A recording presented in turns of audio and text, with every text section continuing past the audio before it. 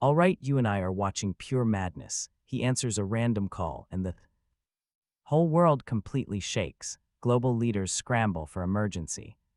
Midnight meetings, elite ops teams drop their drills, pivoting into full combat readiness. Someone is definitely going down. Heavily armed tank armies lock down the entire city. Why? Just because of one terrifying little phone call. See, he is the genius mastermind running the top secret space elevator project for the Vidian Republic, and then his daughter calls for help. Her tiny voice echoes through heavy tears. Daddy, save me, they are bullying me. I miss you. Hearing that, the phone slips right out of his hand, shattering against the floor. In a split second, he completely freezes. His breathing turns heavy. Totally ragged, memories flood his mind, sending his thoughts into a wild tale. Spin, is it really her? 6 years ago in Valoria City, he actually had a short, fleeting romance with a woman named Allara Sterling. At first, they lived so happily together, but when Western terror factions realized he was going to lead the space project, they dispatched brutal agents to assassinate him. To protect her, he takes a bullet and plunges into the ocean. When he finally wakes, 3 months have totally passed. He never contacts her again. He even deletes every single trace of his identity. He was absolutely terrified that his enemies would target his beloved, classic hero complex. You and I both know he assumed that after only 1 week together, she would have moved on, but he never ever expected that Sterling was pregnant. Despite thinking he was dead, she kept the baby, raising their child all alone through brutal hardships. She even kept his memento in her home, often staring at it while crying in pure silence. Realizing this, his heart fiercely aches. His entire body goes totally stiff, like his soul just vanished. Suddenly, he trembles and violently spits out a mouthful of fresh blood.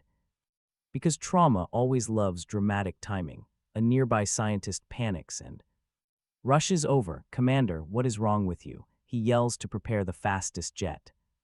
He has to return immediately. He must save his family. The guilt is simply crushing.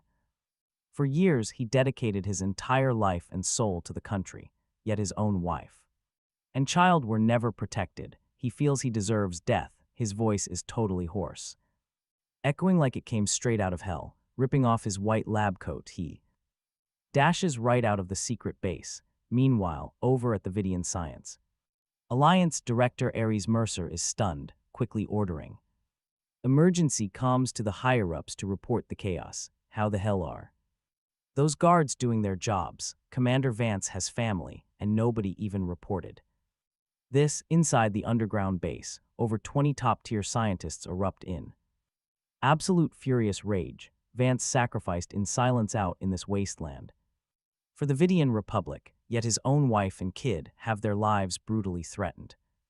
Who actually dares to do this? We are about to find out. Minutes later at the military office. Inside the restricted zone, an angry officer roars through the comms. All units assemble now. The entire 100-kilometer restricted zone instantly locks down. Tens of thousands of soldiers stand up, roaring in unison. Commander Vance's wife and child are being threatened, even beaten. Can they tolerate this? No, absolutely not. The minister gave the final order. They must act. Tens of thousands of soldiers scream, totally ready to storm Valoria City. All aircraft currently on watch this. Every single flight got canceled. A whole squadron of supersonic fighter jets deployed just to escort Kayn home at max speed, plus 6 other elite fighters trailing behind him, and dozens of heavy assault choppers just to protect our main guy and his bloodline. Meanwhile, over in a trashed house in the slums of Valoria City, Allara Sterling is lying totally helpless on the floor, her beautiful face battered, the corners of her eyes absolutely soaked.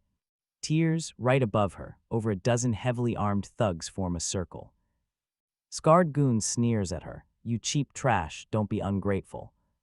Know who young Master Thorne is. Having him notice you is a massive blessing. Normal people literally beg for, yet you dare reject him. Allara smiles faintly, eyes completely stubborn. Kayn Vance, I finally found you. From the exact moment we met, it Was only ever you. My own family threw me out onto the street for having a child out of wedlock, but I never regretted it, she recalls how Darius Thorne got rejected, then used total garbage tactics to lock her into insane mafia debt just to break her, but she'd rather die than let him win. Maybe in death I'll finally get to see you, she whispers, slipping into full Shakespeare mode. She stares blankly right at Kayn's old photograph on the wall, almost like she sees him walking toward her smiling. The scarred goon suddenly barks, "Hey, I'm asking you a simple question. Answer me." He drops a vicious slap, sending her flying. "Your brat is in our hands, if you want her breathing. You better listen to Master Thorne. Honestly, for pure garbage like you, he'll just play around until he gets totally bored, then toss you. Oh, and that 6 million. Debt, you owe that too. Shameless, I never actually borrowed a single penny," Allara screams back. The scarred thug just smirks. "The young master said time is money. He chased you for a whole year. 6 million is letting you off easy. The Sterling family is loaded. What's 6 million to them, right? Right." At this exact moment, huddled in the dark corner of the room, a tied-up little girl screams out, "Mommy, don't be scared. I already called Daddy. Daddy is gonna come save us right now." Allara freezes, her dead eyes sparking up for a second before going dark. "Silly Pip. Kayn Vance, your poor daddy, died 6 years ago."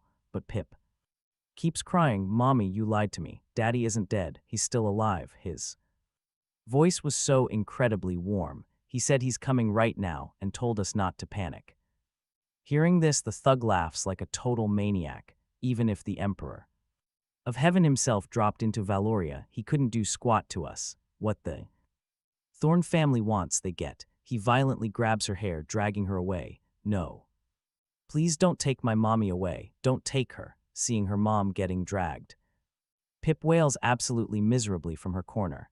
"Mommy, don't be scared. Daddy will come save us. He'll definitely come." Huge tears stream down the little girl's face, her eyes showing a crushing mix of pure hope and absolute despair. "Will Daddy really come?" Let's switch gears. At the Valoria Security Bureau, Chief Inspector Jarek is buried in boring paperwork when the phone on his desk blares. Seeing the caller ID, he jumps up and answers with massive respect. "Greetings, Minister. Do you have new orders?" From the other end, an incredibly furious voice just blasts, "Jarek, you've triggered a massive disaster." Jarek stands there totally dumbfounded. He was always hyper-cautious and dedicated. How could he cause a disaster? "Minister, what's..." "Let's see what went wrong." Over in the Rusty Nail district of Valoria, there is a woman named Allara Sterling renting a house. Just recently, a shady group broke into her home, brutally beating both her and her child. This incident alarmed a massive VIP backing her up. Hearing about this brutal home invasion, an assault, Chief Jarek completely froze, his head spinning. Strictly speaking, this wasn't a massive deal, but to alarm the higher-ups, this woman absolutely had one insane background. What kind of godly power was backing her up? He wondered in panic. The minister's stern voice cut through. "Jarek, I order you to drop everything else. Focus entirely on investigating and handling this exact case. Mobilize every armed force in Valoria, fully equipped with actual live ammunition. When facing these suspects, you do not need permission. Shoot them all dead. On the spot, at all costs, ensure the safety of Allara Sterling and her daughter. Fail to handle this properly, and you can kiss your chief inspector seat goodbye entirely." The phone clicked off. Jarek's face turned completely grave. Just what sort of background did this woman have to make the minister issue such a ruthless order? He was practically panicking. "What are you just standing there for? Dispatch our officers immediately." He roared at his nearby subordinate, but the subordinate completely froze. Instead, he lowered his voice. "Chief, right now, we had better stay put and do absolutely nothing." Jarek boiled over. "Stay put? Are you trying to get me killed? This is a direct order from above." Subordinate calmly explained. "Allara Sterling is actually a member of the Sterling family, the main bloodline backing the massive Sterling Automotive Group itself. Hearing this, Jarek partially understood but remained highly confused. But why should we hold back? The subordinate continued. Unfortunately, 6 years ago, Allara was expelled by the Sterling family over a scandal involving a child born out of wedlock, and the real mastermind behind this current incident is the Thorne family. News of young Master Thorne chasing Allara for an entire year has spread all over Valoria. Seems he finally lost his patience, now, even though the Sterling family is strong compared to the Thorne family, they are absolutely nothing, and we definitely cannot afford to offend the Thorne family. Jarek breathed a heavy sigh of relief, silently thanking his sharp subordinate for the crucial heads-up. If he just blindly acted now, wouldn't that mean directly clashing with the Thorne family? The Thorne family in Valoria was a colossal monster with roots buried deeply into both local business and politics. They were essentially the reigning local emperors. How could a mere chief inspector like him ever dare touch them? Oh, Minister, you really handed me an impossible math problem here. Jarek sighed heavily at his desk, feeling utterly helpless, but he could not completely ignore it either, because the Sterling family was not exactly a total pushover. After pondering it for a minute, he slowly said, "All right, send 2 officers into the Rusty Nail district to investigate. Tell them to be careful and not make a mountain out of a molehill." "Yes, Chief," the clever subordinate left. Immediately, Jarek exhaled hard, feeling incredibly lucky he had handled things so tactfully. But get this, he had zero idea the true power backing Allara wasn't the Sterling family at all, it was an entire nation. At the exact same time, inside Minister's office in the capital city of Zenith, Minister Trenton Hayes reacted violently.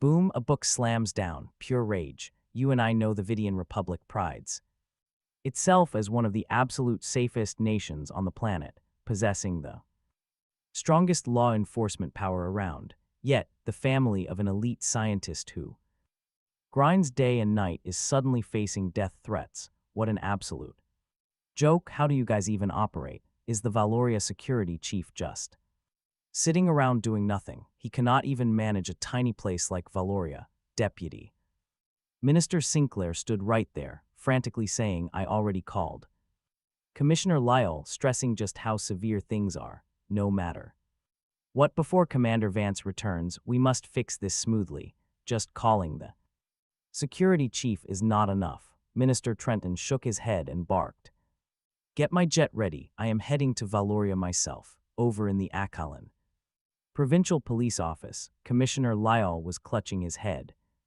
pacing around in total panic mode. He had just gotten a phone call from a capital deputy minister, his very first one since taking the job. Obviously, something huge had gone down. Suddenly, his desk phone started ringing. Again, the second he grabbed it, a heavy voice boomed out, "Commissioner Lyle, this is Trenton Hayes." Lyle froze, feeling absolute icy terror shoot down his spine. Minister Trenton, the absolute top boss of Vidian Security Forces, was calling him directly. Minister Trenton spoke cold, hard facts. "Skip the small talk about the Valoria mess. I need you to handle this yourself." Lyle stuttered, but before he could even reply, Trenton roared, "It seems you had no plans to handle this yourself. Do you treat my words like a joke?" No, Minister, I already warned the Valoria Security Bureau about this exact critical crisis." Lyle frantically tried to justify himself. Trenton could not hide his pure fury. "Lyle, if Sterling and her kid are not completely safe, you are done. Honestly, this time it is not just our security forces rushing into Valoria. The entire military region is moving too. A massive fleet of heavy tanks and armored vehicles are already rolling out. I am jumping on a chopper to fly out right this second. Figure it out yourself." Right then, a flurry of frantic knocks slammed the door. Lyle opened up, and a terrified subordinate yelled, "Commissioner, huge trouble. The Kalin military sector just declared a full fleet of tanks and armored transports is pushing toward Valoria. They want us clearing every single road, plus an entire squadron of fighter jets is touching down at Kalin Airport. They demand we mobilize every single police unit to protect the incoming VIP. You and I know, hearing this, Commissioner Lyle practically blacked out from the shock. He desperately grabbed his phone to call back, but only hit a dead busy signal after failing twice. His absolute panic peaked and he screamed, "Everyone move out, except for a handful on duty. The rest of you follow me to Kalin right now, at this exact second." The eyes of the whole entire nation were basically locked onto the tiny province of Kalin. Meanwhile, at the Valoria Security Bureau, the absolute eye of the storm, Chief Inspector Jarek just sat in his office, casually chatting on the phone with someone from the powerful Thorne family, even though this guy was just the Thorne family butler in Kalin. We know the Thorne family had set deep roots for decades. Even a butler held massive power. Butler Chadwick, here is the situation. Is it possible to get a quick word with young Master Thorne?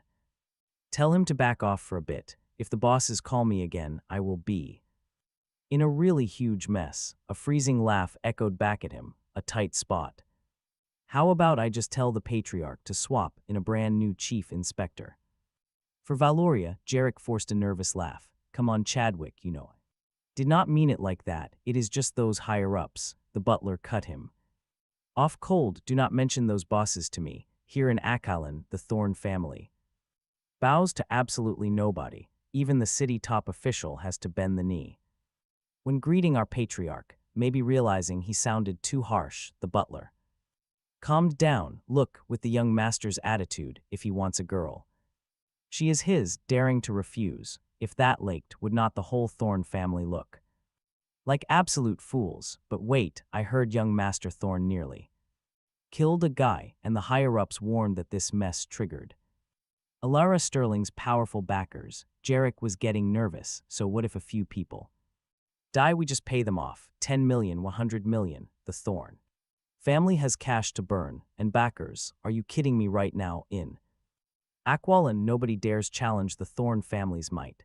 unless she manages to summon the absolute top elites of the city. Maybe then we would show some respect, but come on, is that even possible? Jarek thought it over and had to agree. He sighed, you are right, but let us avoid dead bodies while the bosses are watching. The butler laughed. Consider her lucky the higher-ups noticed. I will tell the young master to let her live, but that bastard child of Aura's has to completely vanish from Kalin. Our Thorne family can be generous and spare her life, but her limbs will be snapped before we throw her into an orphanage. Jarek gave a bitter smile, keeping his mouth shut. He sighed heavy, shaking his head in total defeat. He knew perfectly well that with the Thorne family's brutal reputation, this was already a massive compromise. I just feel bad for that kid.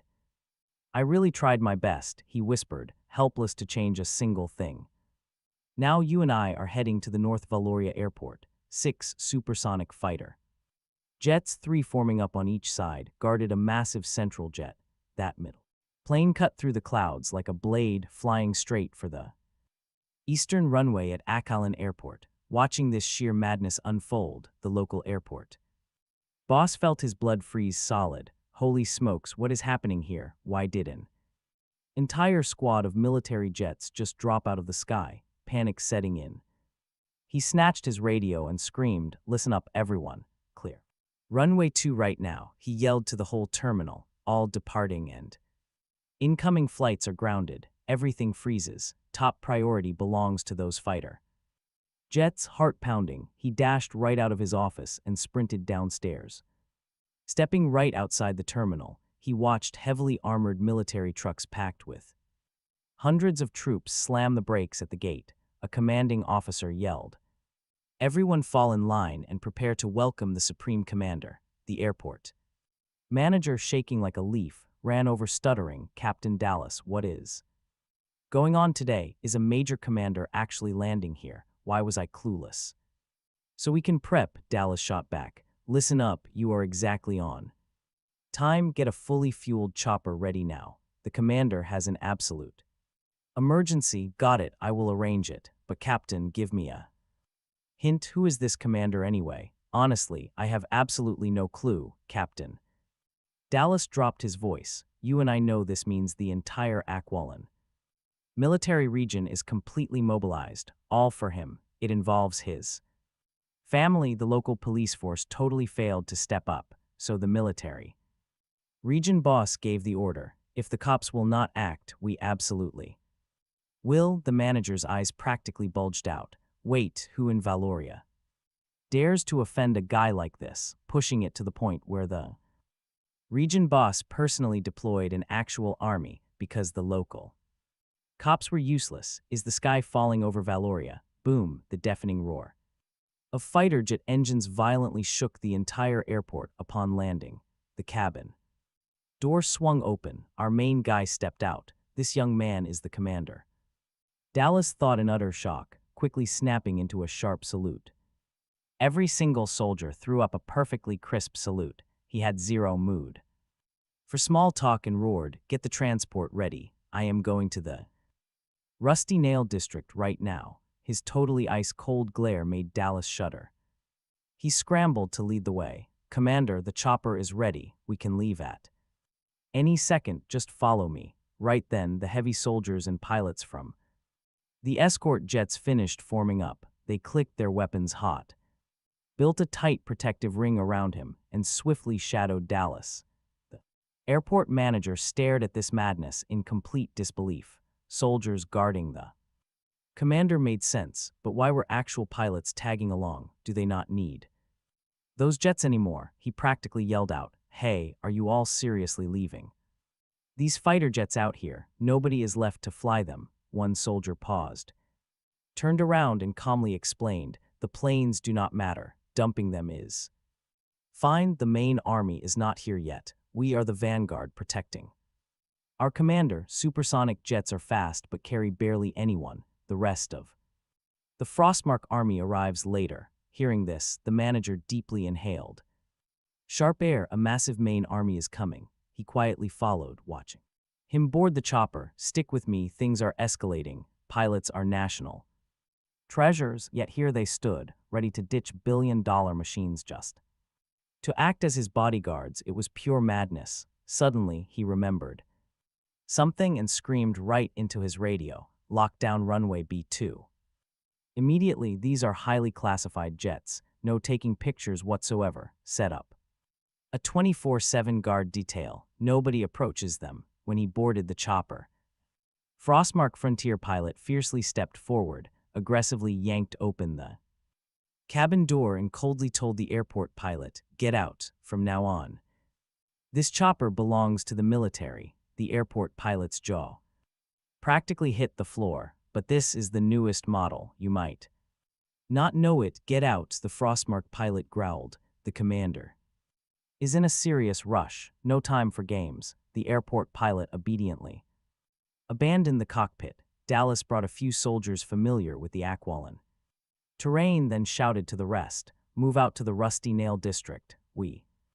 He boards the commander's chopper. Immediately, the heavy engines roar to life, tearing straight into the clouds like a rocket, zeroed right in on the Rusty Nail District. Staring out that window, the Aqualan city skyline hasn't changed a bit. Streets and rivers flash by below him. Tears spill from his eyes. He whispers, "Ara, wait for me. I am coming. Pip.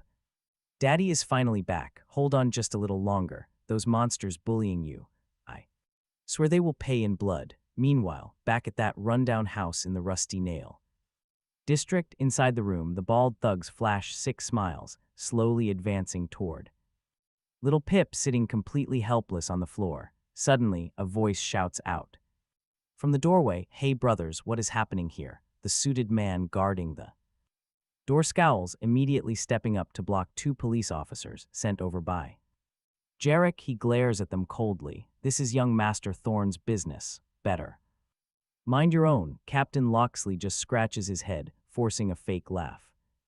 "Got it, loud and clear. Whatever young Master Thorne is doing is obviously top priority. We just got a tip and came for a quick check. But honestly, just a fair warning, try not to kill anyone today. Upper management is watching this Case closely, if things get messy, cleanup is a nightmare for us. The guard frowns, visibly annoyed. They are just disposable lackeys here, if a body actually drops.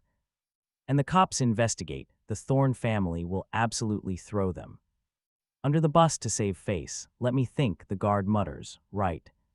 Then little Pip hears the voices outside. She waits for the bald thug to look out the window. Bam! She shoves the door open and sprints. Outside, she screams, "Mister, save me. Officer, please help Pip." The guard panics seeing her escape. Loxley immediately crouches down, playing the hero, totally pretending to care. Whoa, little girl, slow down. What happened to your poor swollen face? Pip grips her dad's photo tightly, pointing a shaking tiny finger at the massive thugs. "Mister, they took my mommy away. They want to kill me. Please help." Loxley rubs his chin, faking concern. "Really?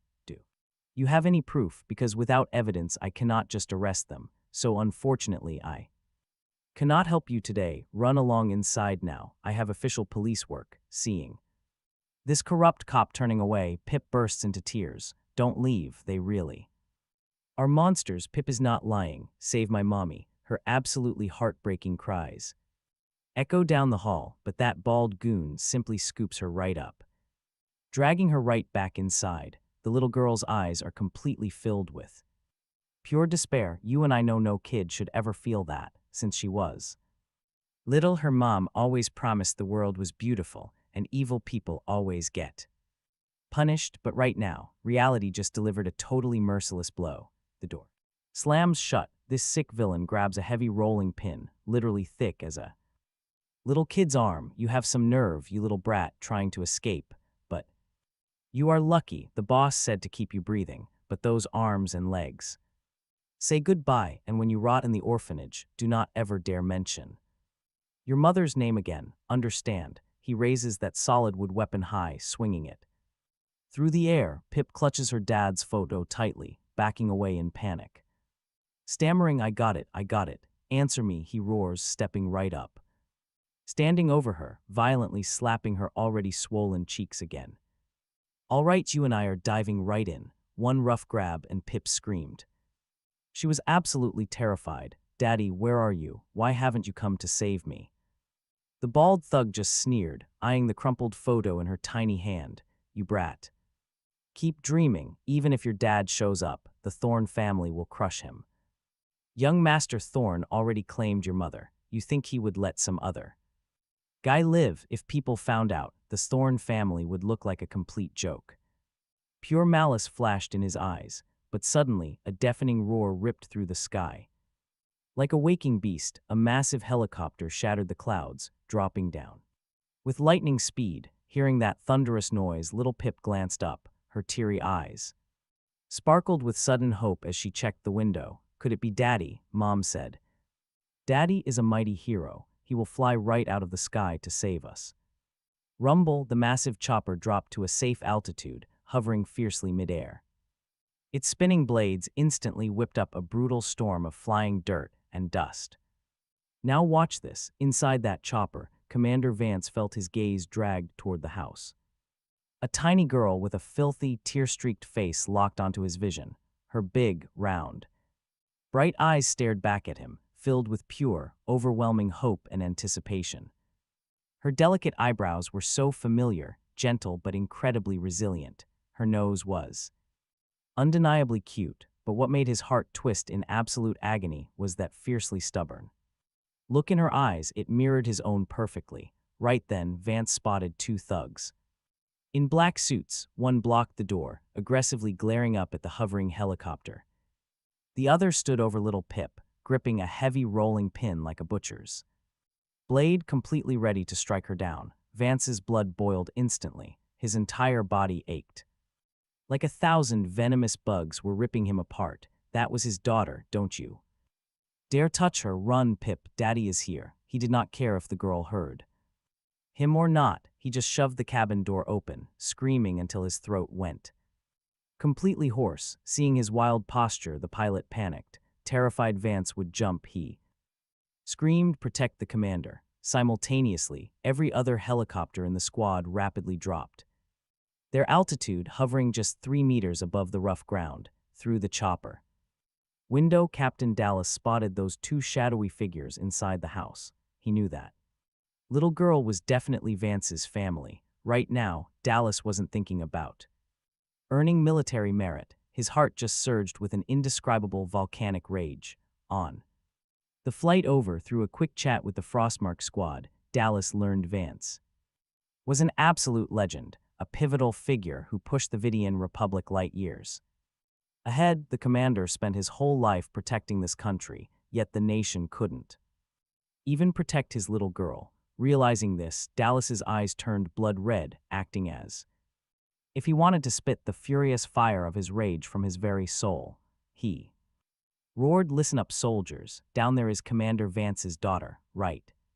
Now she is being threatened by absolute scumbags. Follow me down and protect the commander's daughter at all costs." Shouting that, Captain Dallas slung his rifle, leaping straight out of the open cabin door. He did not even bother using a rope. He did not care if dropping from this crazy height broke his legs. Only one thought burned in his mind: shaving off a single second meant that little girl would be a fraction safer. The rest of the squad grabbed their rifles and jumped out without a single shred of hesitation.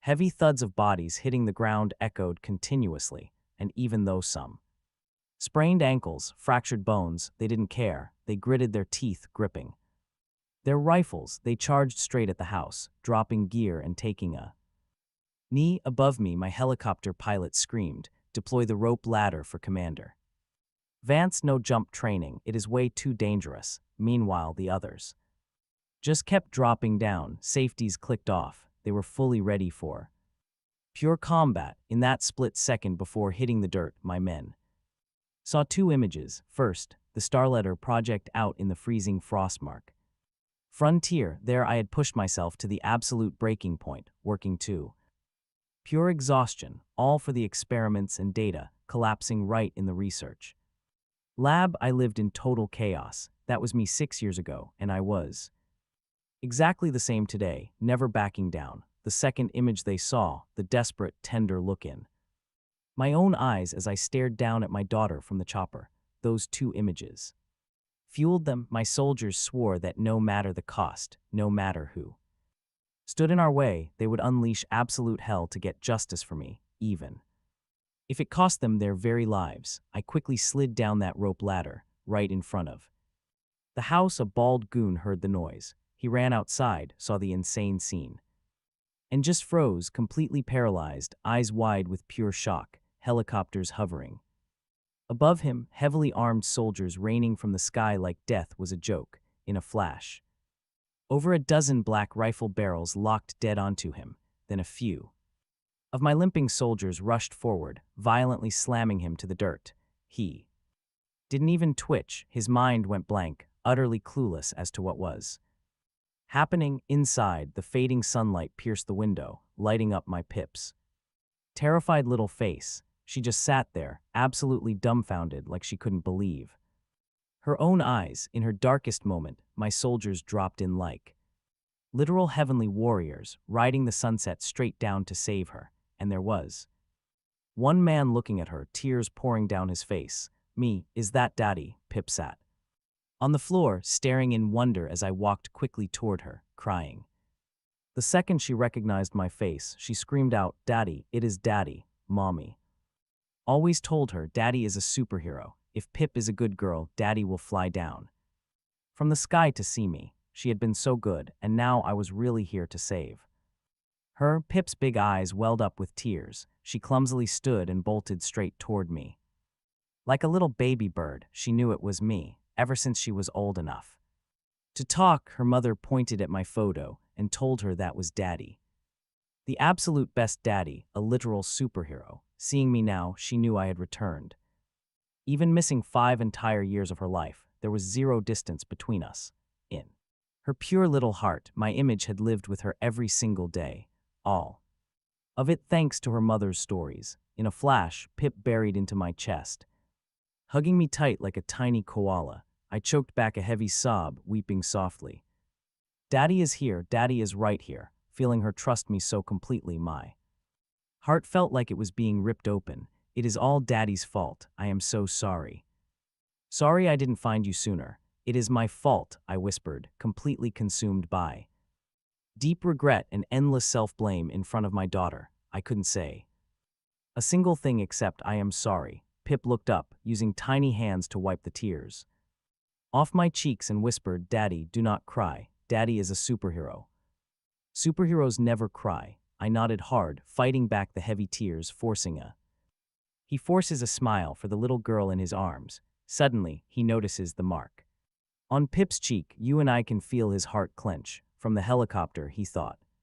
It was dirt. Now, he realizes it is an injury. Daddy is not crying, but tell. Daddy, what happened here? Does it still hurt? Pip just looks up at him, gently reaching out her tiny hand to give him the crumpled photo she had been tightly clutching. They tried to steal Daddy's photo, she says. Pip would not let them, so they slapped me, but she did not give up. Why? Because this is Daddy's only photo. She had to protect it. The picture was from when he went mountain climbing, taken at some tourist spot. It was the single keepsake he left her, and these absolute bastards actually dared to try and steal it. They actually slapped Pip. Her innocent words echo in his mind. Over and over, his eyes flare up with pure rage and a massive thirst for pure vengeance. These guys deserve to die. No matter who backs them, he will completely flip this entire island upside down and rip them out by the roots. The sheer, overwhelming anger makes his throat taste sweet with blood. He covers Pip's eyes and unexpectedly spits out another mouthful of blood. 6 years of relentless grinding had completely drained his body and his mind. His physical state is entirely exhausted, and in these very short 12 minutes, his emotions went on a violent ride, causing his own blood flow to go totally haywire. He softens his voice. Pip, cover your ears and step inside the house for just a bit. Do not come out. Okay, okay, Daddy. Pip obediently covers her ears and stands completely still. He walks right outside, his face as cold as ice. He stares down at the two tied-up men in black. Who are you people? He glances at Captain Dallas. Dallas hesitates and says, Commander, just let us handle this mess. Do not dirty your hands. Dallas cocks an automatic rifle and very respectfully hands it over. Now watch what he does. He jams it straight into the bald goon's chest. I will ask one more time. Speak. The bald goon feels the heavy murderous intent radiating off him and panics. Please do not. It was not us. We were simply working for young Master Thorne. Your daughter is fine, so how about you let us go? We live in a society of law. Murder is a massive crime. The Thorne family in Kalin is not some ordinary bunch. Surely, Commander, you know that. His face remains entirely emotionless. He asks, where is Sterling? They took her far away. Young Master Thorne fancies her. The barrel of his heavy rifle slowly lifts up, pointing dead center at the bald goon's forehead. The guy scrambles back in pure panic, falling on the ground. Do not kill me. I belong to the Thorne family. I am still useful. You are a man of status. Kill me and you are implicated. Bang. Bang, bang. The commander does not want to hear another word. His eyes bloodshot. He pulls the trigger. The automatic rifle spits fire, turning the bald goon right into human Swiss cheese. He turns to the last remaining man in black. That hellish, deadly glare makes him stammer in terror. Please do not kill me. I am Master Thorne's guy. He says absolutely nothing, loads up a fresh magazine, and just coldly pulls the trigger. Bang, bang, bang. The heavy gunfire echoes as he loudly roars, I will make everyone connected to this pay in blood. Once done, he walks right back into the house and gently hugs Pip, who is obediently waiting. He covers her eyes softly, saying, it is done. You can open your eyes, but do not turn around, Captain.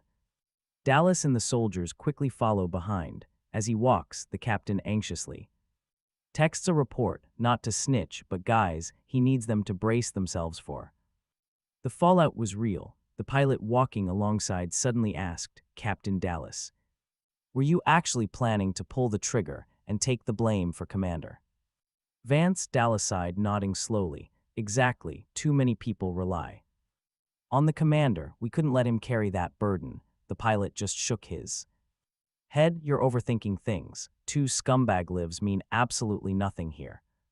Mark my words, even if Commander Vance flips all of Kalin completely upside down today, nobody dares to punish him. He dedicated his whole life to the Vidian Republic. This country needs him. Whoever stands in his way, no matter how terrifying their power, if the commander demands it, the soldiers of Vidia will gladly die to completely obliterate them right in front of him. Dallas froze, staring at the commander's back in absolute awe. The pilot also watched Vance, eyes filled with deep respect, a man who sacrificed so much for the nation. How could anyone humiliate him? Just watch closely. These 2 lives are just the appetizers for a much grander play. Dallas shuddered.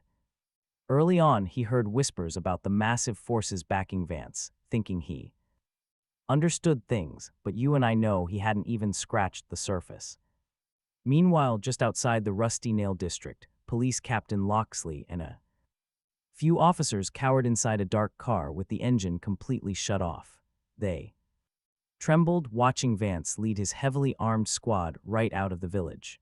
It wasn't until the armored military vehicles arrived to extract everyone that they finally dared to sit up straight. Just moments ago, they had witnessed an unbelievable scene. An entire fleet of military helicopters charged from the horizon, hovering midair.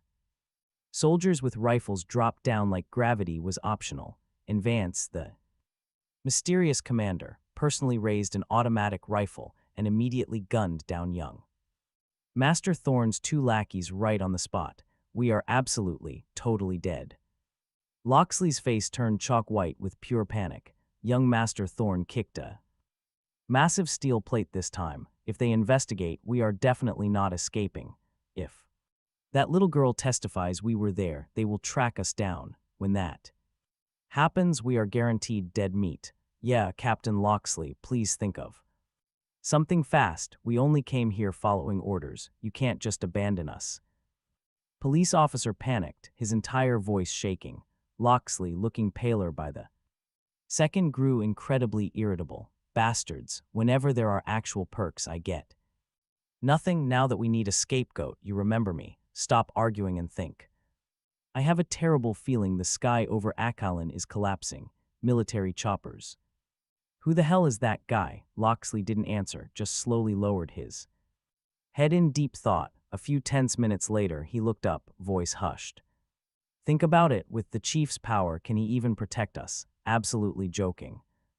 One officer shook his head. That was the literal military, coming to the Rusty Nail district was the chief's plan. If he can't protect himself, he'll end up like a mud statue crossing a fast river. He won't even survive. The officers gasped, recalling the bloodthirsty aura of those elite soldiers. Their terror immediately multiplied. Then, what exactly do we do? Should we contact Chief Jarek first for a plan?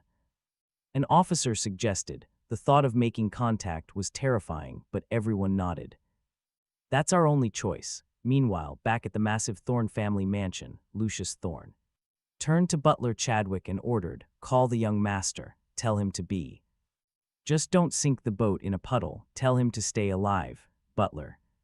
Chadwick gave a quick nod and rushed out. Lucius just leaned back, completely lost in thought. He snatched up his phone. He needed to know who this arrogant punk actually was to plan his next move. No real backing. Well then, Lucius would make sure he never left Kalin breathing. But if he was a VIP, he'd play it smart, though honestly, he still wanted to skin him alive anyway.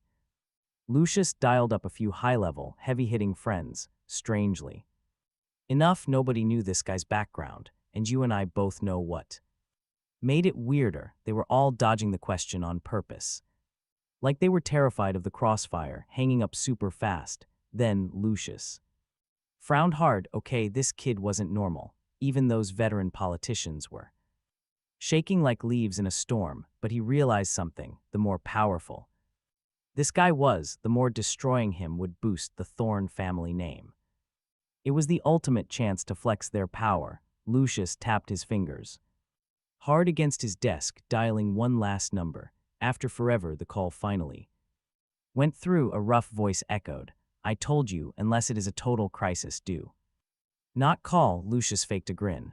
Big brother, look, it might not be a complete disaster. Do not call me brother, the guy snapped. Ever since I joined the Huxley clan, I cut ties with the Thorns. Address me as minister. Huxley, annoyance flared up in Lucius's eyes, but he kept his smile fake. Minister Huxley, listen, even if it is not critical yet, the Thorne family is facing total destruction. If you refuse to step up, I swear the Thorne family gets completely erased from Akalin, and then both of us end up homeless. Dead silence stretched out on the line before the voice finally answered.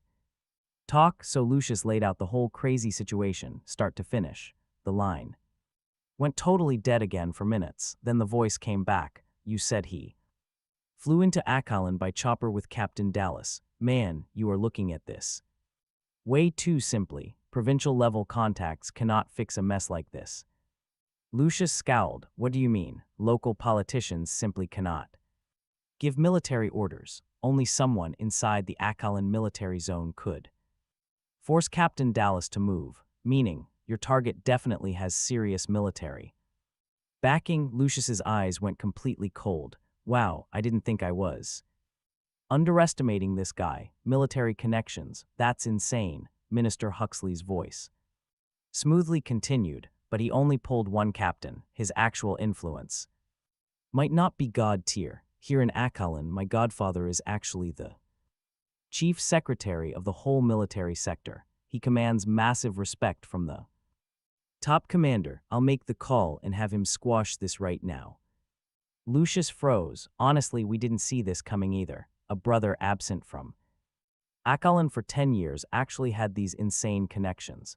Lucius only knew a basic regiment commander. Meanwhile, Minister Huxley was out here casually dropping the chief secretary's name. Absolute heaven-tier power he seriously needed to hold onto his brother's coattails. Lucius did the math, then added, oh right, the target also knows the top local bosses. Commissioner Lyle literally called him himself. Doesn't matter, I'll crush him. Minister Huxley replied coldly. I might just be the minister of propaganda, but working. Being in Zenith means local officials still have to respect me. Perfect, thanks, big brother. With your help, we are totally set. Lucius grinned. Skip the sweet talk, just keep the Thorne family controlled. Listen, this is your final warning. If your son starts another massive disaster, I will not help. One day he might trigger a catastrophe that drags the Thorne family down, and me right with you. Big brother, you exaggerate, little. Darius is just an overgrown kid. You are a Zenith minister. How could he actually ruin you? You give him way too much credit. I am serious. You need to discipline him now. Relax, big brother. I have already decided to lock him on the island. He will not go out causing trouble anymore. Are we good now? Meanwhile, you and I need to check the Western Provincial Highway. In Akalin, a Mercedes leads a massive convoy of 40 speeding vans and BMWs.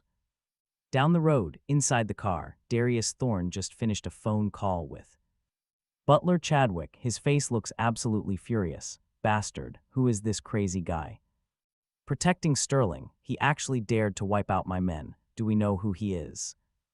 Yet is it the Sterling clan, fighting the mighty Thorne family over a woman? Do they want to die? Butler Chadwick calmly gives advice. Young master, head home and lay low for now. Get a lot more people to protect.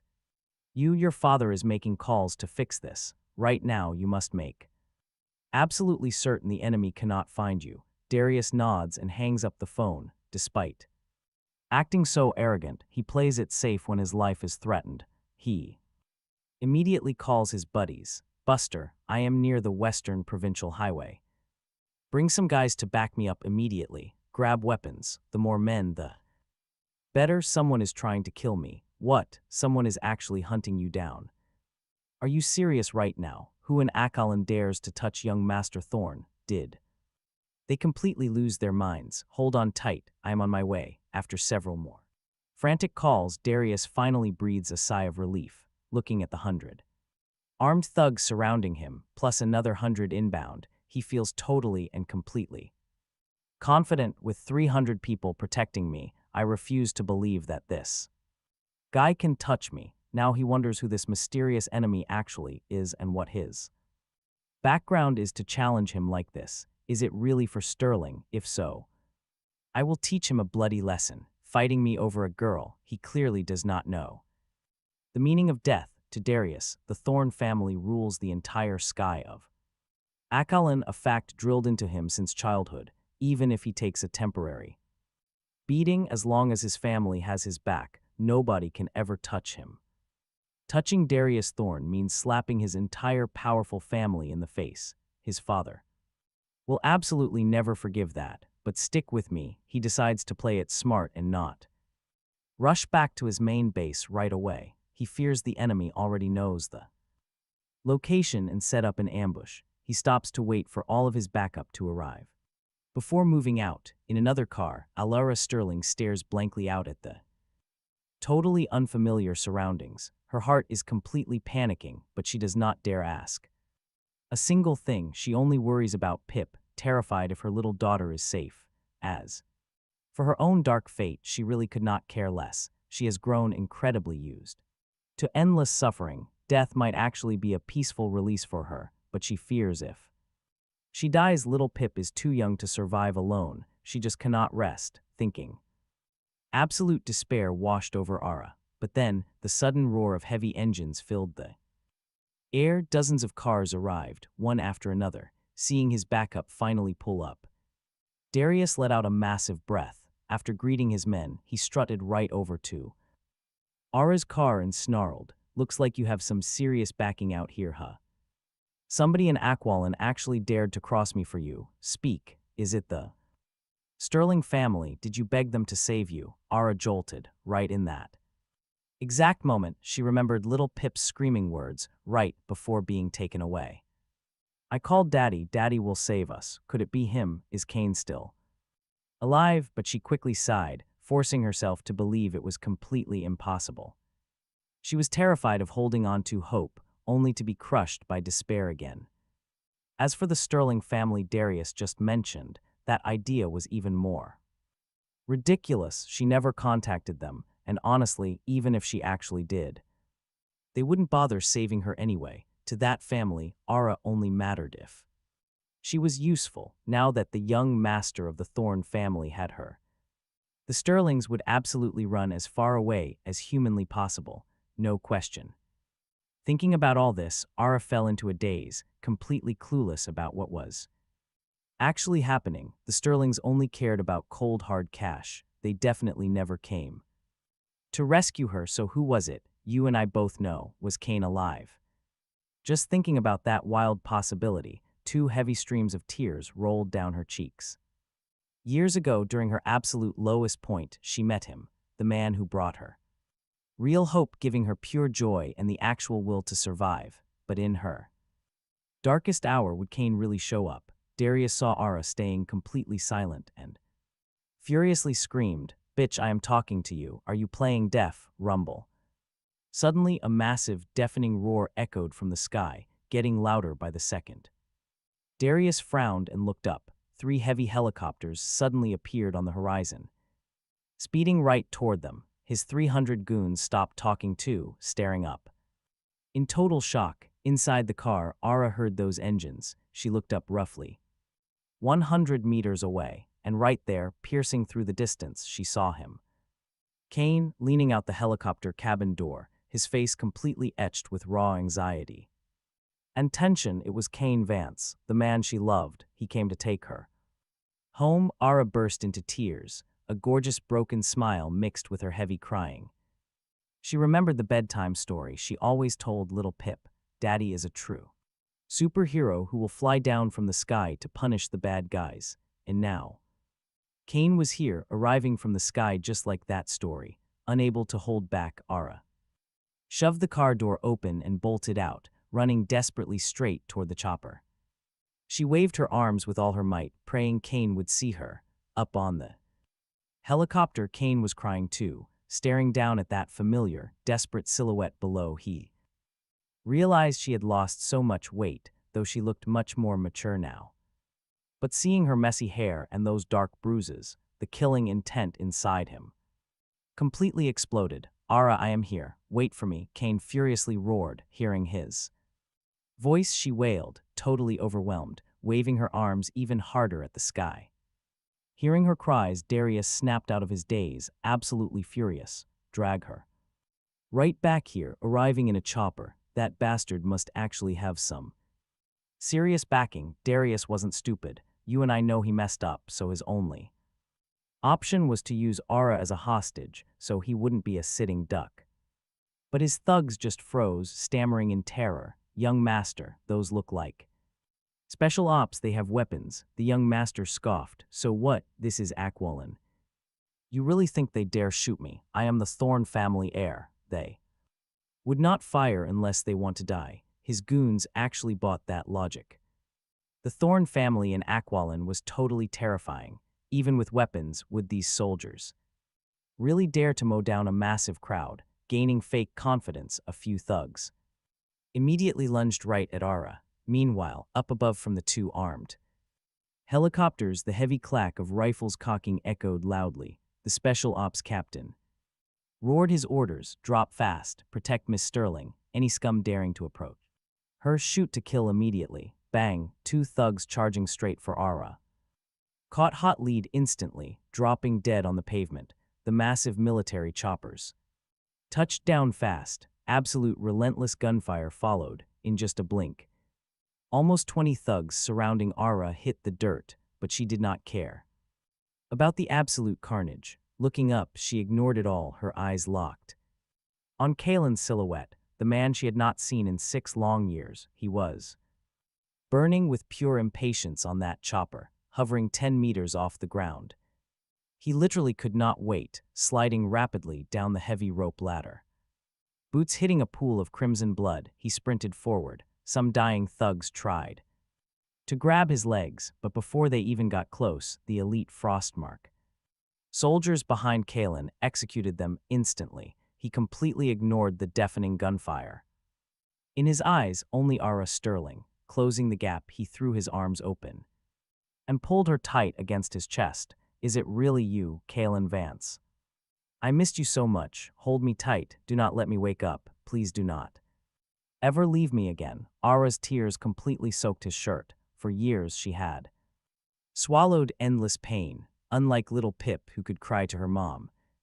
Ara was an adult. She had absolutely nobody to share her heavy burdens. The Sterling family treated her like total trash and kicked her out, raising Pip all by herself. Through crushing hardship and vicious rumors, she carried that heavy weight entirely on her own 2 shoulders. Without Kalin there, she had nobody to lean on. But now, wrapped in his arms, she finally found that lost sense of total security. Kalin's voice went rough as he held her tight. It is all my fault. I was way too late. If I had known earlier, I never would have let you suffer.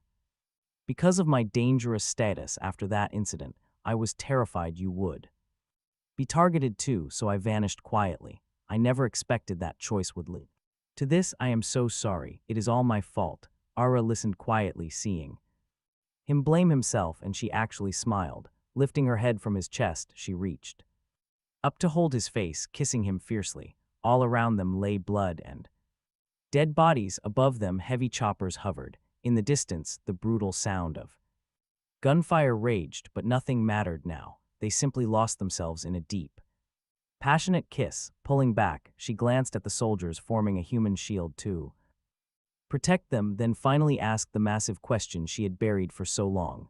After all this time, shouldn't you tell me who you really are? Do not dodge the question, Kalin. Who are you? If you vanish again, no matter where you are, Pip and I will find you. Just then, the special ops captain stepped up and reported, Commander, some thugs are fleeing in cars, awaiting your. All right, let's watch this chaos unfold. Through the human wall, he sees terrified thugs fleeing for their lives. Then our guy looks back at Allar's bruised face. His eyes flash with pure deadly intent. Darius Thorne absolutely cannot escape, and he definitely cannot die. He needs him alive. The murderous tone in his voice makes everyone absolutely shiver. Run, run, oh my god, they are actually shooting. They are killing people. Holy crap, those are real rifles, right? Actual assault rifles, who the heck? Did the young master piss off? This is just way too brutal. Darius Thorne's goons clutched their heads, scattering in pure panic, wailing miserably. Wishing they could sprout extra legs, just moments ago they were laughing and joking around, yet one single gunshot and their buddy's head exploded. A scene straight out of an action movie, playing out in real life right before their eyes. No one could stay calm. They assumed it was just a normal gang brawl, thinking with numbers no one would dare act, but the relentless gunfire completely shattered all their illusions. They felt like they were staring pure death in the face, completely paralyzed by fear. Meanwhile, Darius Thorne is driving his sports car away, trembling uncontrollably. Who is he? Who the heck is this guy? Not from Kalin. Kalin does not have a big shot like this guy. He is actually shooting. He has to get home. Only home is safe. He refuses to believe anyone dares approach the Thorne family just to kill people. Smashing the gas pedal, he steers his convertible off the western provincial highway onto a narrow road leading straight to Mount Cloudfall. It is the shortest route home. The closer he gets, the brighter his eyes shine, the flames of pure revenge burning fiercely. He swears he will make our MC pay a massive price, but suddenly a strange noise echoes from ahead. Buster, driving another car, suddenly asks, "Young master, what exactly is that strange noise?" Before he can even process it, the deafening roar of helicopters echoes from the sky. Behind them, panicking hard, Darius just slams the gas, desperately speeding forward. But the moment he rounds a curve, you and I witness true madness. Something straight from movies appears right before his eyes. He stares in absolute horror. Tanks, holy mother of God. Right in front of him sits an entire row of camo-painted tanks. They're long cannons lined up, completely blocking the road. Buster is absolutely dumbfounded. Where did these tanks come from? Are they real? Why are they parked here? Did we make a wrong turn? Coming around the curve and spotting these metal behemoths, Buster immediately slams the brakes, utterly terrified of crashing into them. Those massive tanks block the road completely. There is literally no way through. Darius Thorne's face turns completely ash white. Even with courage the size of the sky, he wouldn't dare act tough in front of these literal war machines. Seeing the heavy tanks remain perfectly still, he slowly reverses, desperately trying to find another route. Buster, pale as a ghost, stammers, "Young master, these military tanks, they could not possibly be here for you, right? These are real tanks. We are not fighting a war here. Who could mobilize an entire fleet of tanks like this? Even the massive Thorne family could never do this in Kalin. They must be doing some military drills or something, right?" His words are not just to comfort Buster, but to desperately reassure himself. Darius whispers, desperately trying to convince himself, too. These heavy tanks showing up out of nowhere, perfectly blocking the road home, making it absolutely impossible not to overthink. But honestly, the tanks could not possibly be for him. He just kidnapped. Helicopters were already overkill, but tanks, no way, absolutely impossible. Panicking, Darius throws the car in reverse. He needs distance fast. He plans to hit the highway and find another route home, but then he glances in the rearview mirror and completely freezes up. Those Mercedes, the exact cars his thugs had abandoned, are now speeding right at him, only dozens of meters away. Damn it, Darius is in full panic mode. He cannot let them catch him. They are way too ruthless for that. Remembering his men getting gunned down, pure terror floods his eyes. Turning back means certain death. His car would be shot to absolute pieces. He swears if he survives this, he is buying a bulletproof ride immediately. Left with zero options, he speeds toward the parked tanks and hits the brakes. Shoving his head out the window, he screams his identity. "I am Darius Thorne, the only son of the Kalin patriarch. Please make way for me. Someone is trying to kill me. Let me pass, and we will reward you." Handsomely, of course. Right on cue, the hatch of the leading tank pops open. Darius feels a massive wave of relief, thinking his shouting actually worked. He sprints over and rambles frantically. "Big bro, I am from the Thorne family. My dad is the boss. Move the tank and let me through, please. Get me home safely, and I swear you will be heavily compensated." But the soldiers stepping out of the tank act totally deaf to his begging. Standing straight as pillars, their intense eyes remain locked dead ahead. Staring right at the approaching Mercedes, when they stop, our main character steps out. Instantly, every single soldier in front of the tanks raises their hand in unison. Saluting sharply, they roar together, "Greetings, Commander." The 7th Company of the Kalin Military Region reporting, awaiting your orders. Like a literal bolt of lightning to the brain, Darius is completely paralyzed. Awaiting his orders, these soldiers, these tanks, our guy called them all here. You and I can almost feel the air turn, suffocating as Darius stares blankly. Our hero returns the sharp salute, then speaks with absolute ice, "Take him alive." Full panic mode, Darius scrambles toward his car to escape, but the soldiers move. Rifles raised in perfect harmony. Boom, they shoot out his tires immediately. Marching forward, they use their rifle butts to ruthlessly smash the car windows. His billion-dollar ride destroyed, Darius screams in pure terror, pounding the door. But they just drag him out like a helpless chicken and tie him up. The rescue of Allara Sterling is officially a massive success for now. As for those lackeys, our guy does not spare a single one of them. Anyone trying to flee in cars gets instantly sniped by the helicopter gunners. The rest are easily captured. Meanwhile, up in a mansion on Mount Cloudfall, Lucius Thorne hears the grim report, and his expression completely darkens. He is furious. What? His precious son was captured. Absolute madness. Daring to touch my son, you little punk, you are a dead man. Meanwhile, back at a highly guarded hospital, he arranged for Allara to watch over Pip. But honestly, you and I know this reckoning with the Thorne family is just starting. Cut to the western suburbs, Darius has his hands and feet completely bound up. Kneeling there, he glares at our hero aggressively and roars out a desperate threat. "Let me go, I am Darius Thorne, the only heir to the Thorne family. If you touch me, my family will completely destroy you. Look, you clearly have power, right?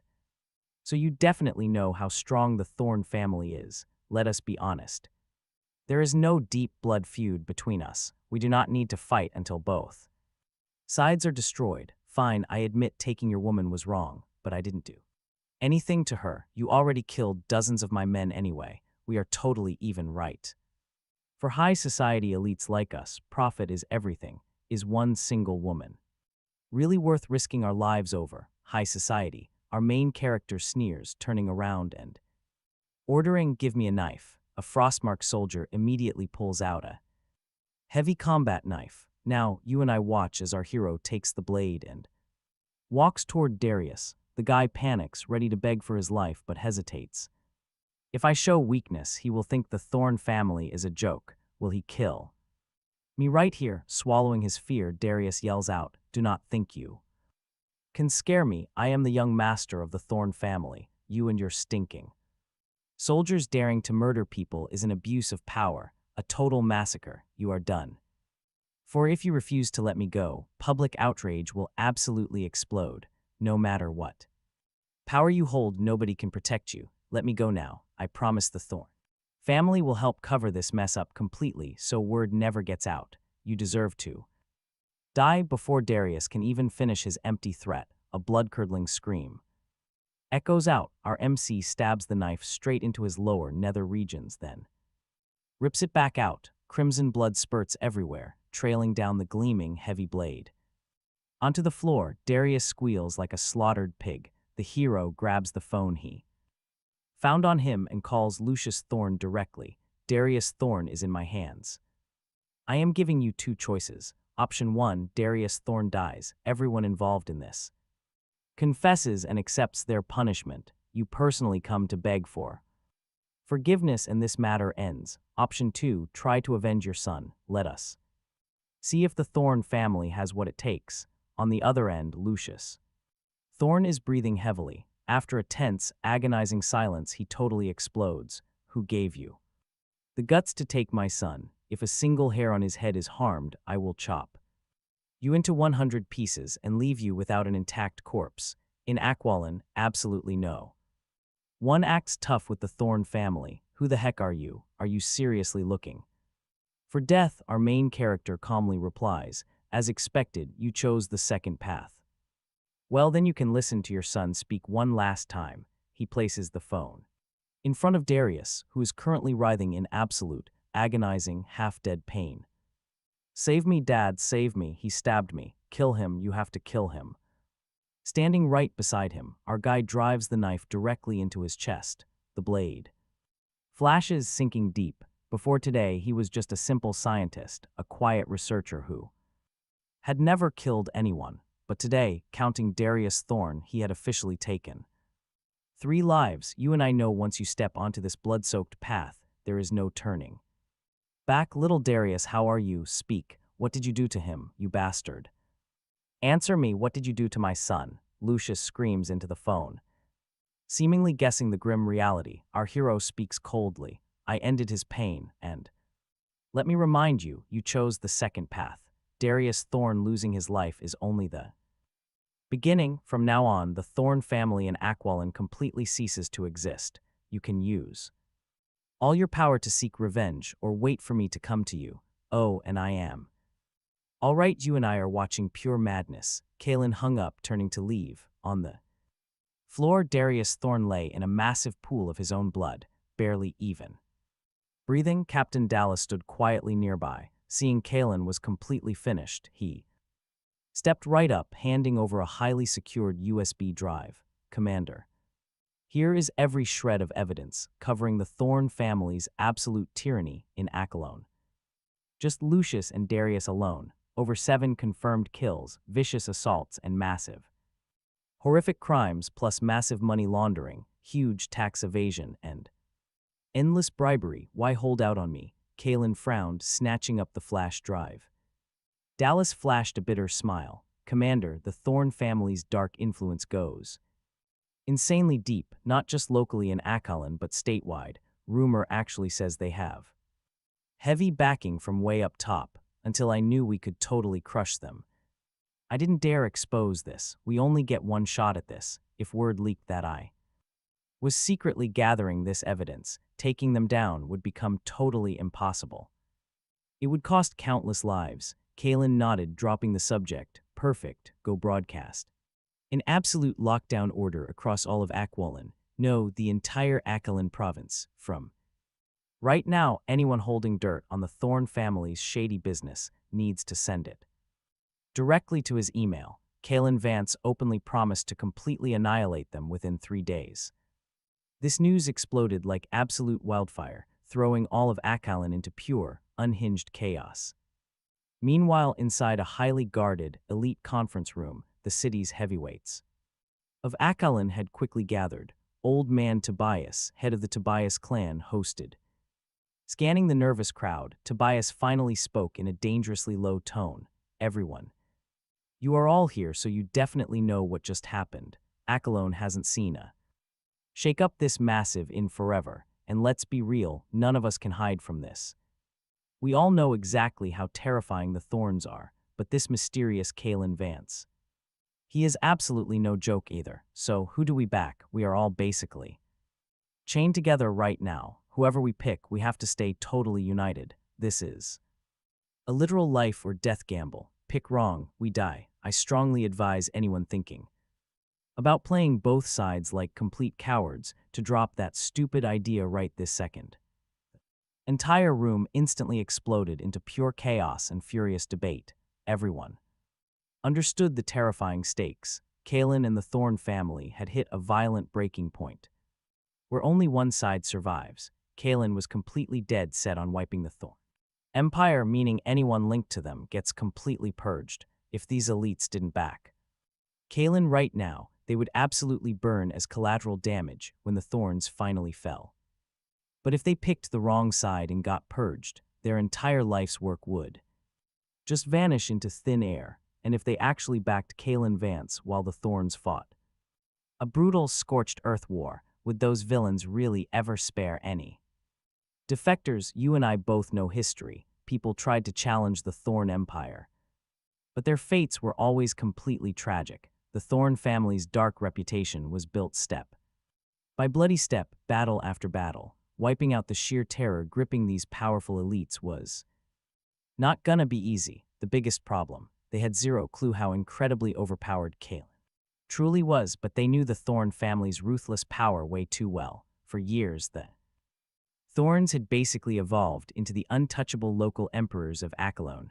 All sorts of industries were totally devoured by them, piece by greedy piece, yet absolutely nobody ever dared to complain because the Thorns were just way too powerful. With a single wave of their hand, they could effortlessly crush anyone.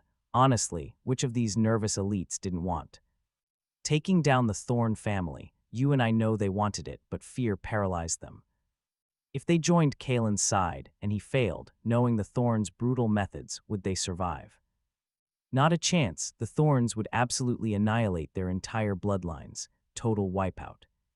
They'd ruin everything. Honestly, the Thorns had done this exact thing countless times before. They were professionals at destroying lives. With their massive influence, they never needed hitmen.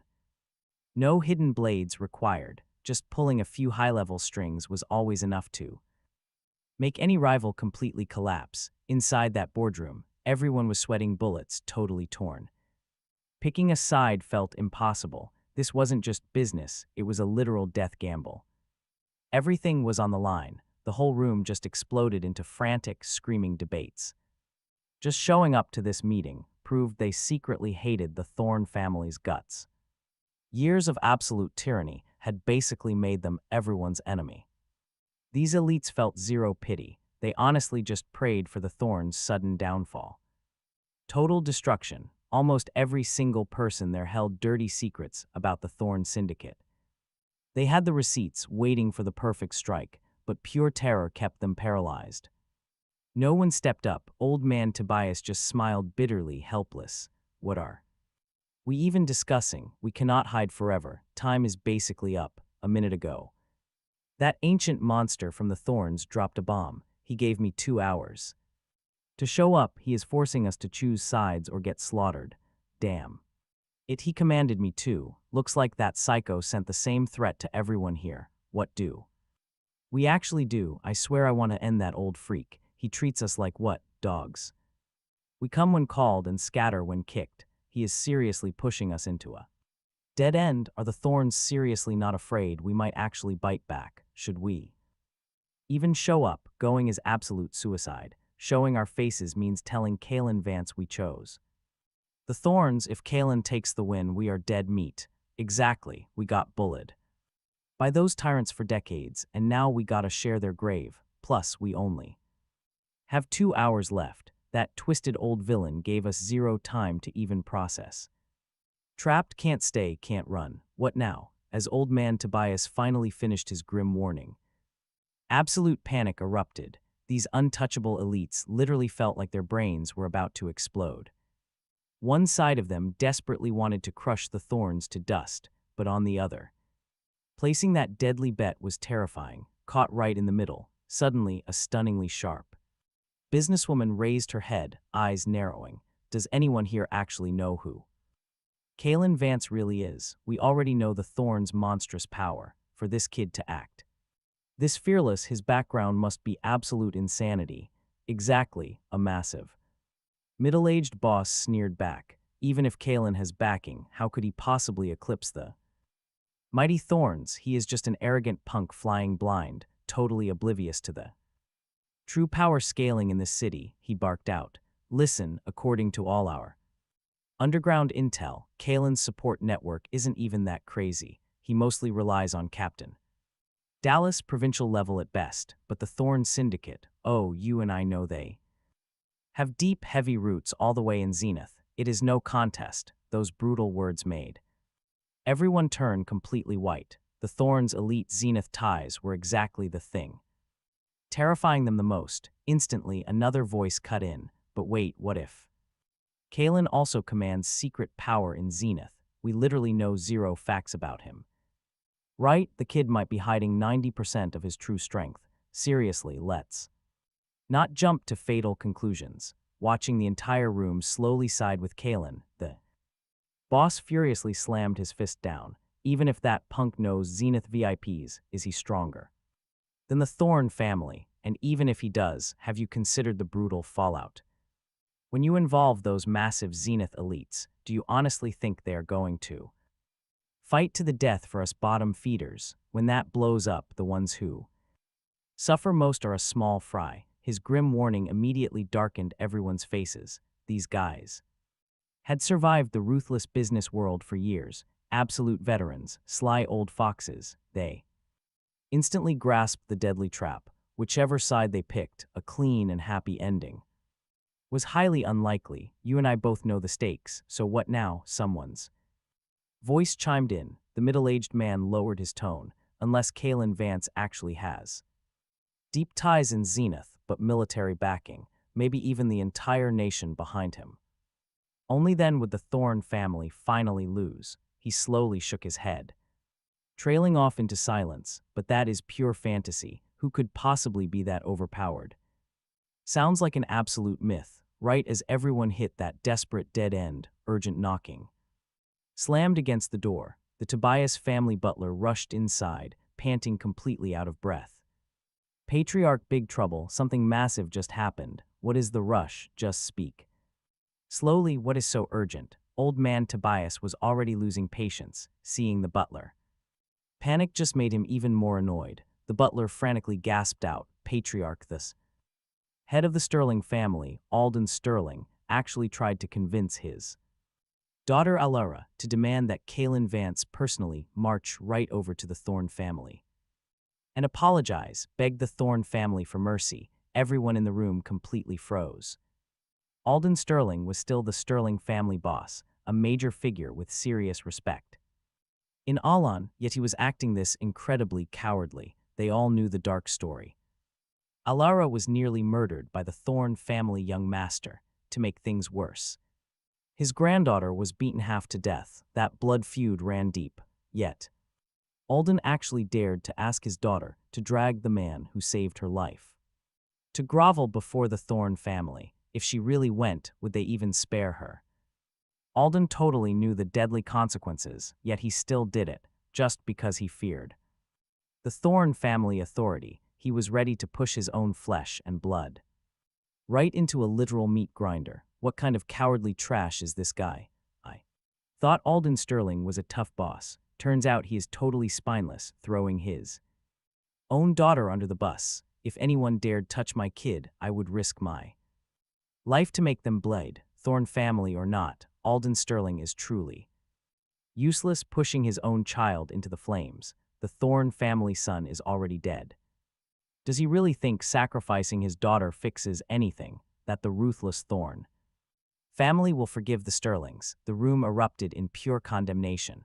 Old man Tobias listened quietly, saying absolutely nothing. He suddenly took a hard look at himself. Wasn't he acting exactly like Alden Sterling today, enduring painful humiliation his entire life? Was he going to stay a pathetic coward? His cloudy eyes slowly turned incredibly sharp. He knew this was likely his final chance to fight back. He just hoped Kalin Vance was truly strong enough. As the angry crowd buzzed, the butler put down his phone and continued the frantic report. Patriarch, breaking news, Allara Sterling completely rejected Alden's insane demand. After that, Alden personally led the entire Sterling family to the Thorne family mansion. The Sterlings just publicly announced they are severing all ties with Allara. No more father and daughter, siding with the Thorne family, ready to sacrifice their own blood. Now watch this. They are fully collaborating with the Thorne family, using all their power and elite connections to destroy Kalin Vance. The second he stopped talking, the room went dead silent. You and I can feel the tension. Everyone there was secretly scheming. With the Sterling family backing them up, the Thorne family's grip grew stronger. Right then, this bald CEO stands up and makes his call. I have made my Choice, I choose the Thorne family. Kalin Vance cannot shake this giant behemoth. You guys are on your own. He turned around, refusing to waste another second. Old man Tobias tried to stop him. CEO Niles, wait, let us discuss. But Tobias got cut off immediately. The bald CEO just sneered right back. What is there to discuss, Tobias? My mind is made up. Do you think Alden Sterling is an idiot, siding publicly with the Thorne family? He definitely investigated Kalin Vance thoroughly. The Thorne family is clearly giving us an out right now. I have to take this chance. The mighty Thorne family is still an absolute massive juggernaut. Kalin Vance cannot shake them, and we absolutely cannot afford to offend them anymore. Beep beep. Suddenly, CEO Niles' phone lit up with a text. Crazy timing. Every single phone in that room started buzzing all at once. Niles checked his screen. Reading the text, his entire face went completely pale. The message, Darius Thorne's dead body, was just discovered right outside the city. Cameras caught Kalin Vance gunning down Darius Thorne's men in cold blood. Hard proof, Chief Garrick instantly ordered a massive citywide lockdown, blocking every single exit. He mobilized the entire Akalan police force to hunt down suspect Kalin Vance. Anyone connected to Kalin Vance, subject to instant arrest, no questions asked. Reading this, the elites were paralyzed with fear. See, the mighty Thorne family was fighting back hard. CEO Niles snapped. Why are you all hesitating? Kalin Vance is a wanted criminal now. Once he gets caught, what can he even do? He is finished. Daring to challenge the Thorne family, he is nothing. A single text message pushed these elites into absolute terror. See that is pure Thorne family power, locking down a whole city in one single instant. Before Kalin Vance could even start fighting, he was already public enemy number one.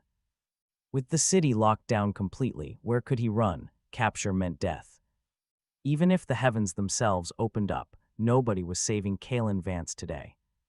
The room exploded into panic. The Thorne family is still the absolute undisputed king.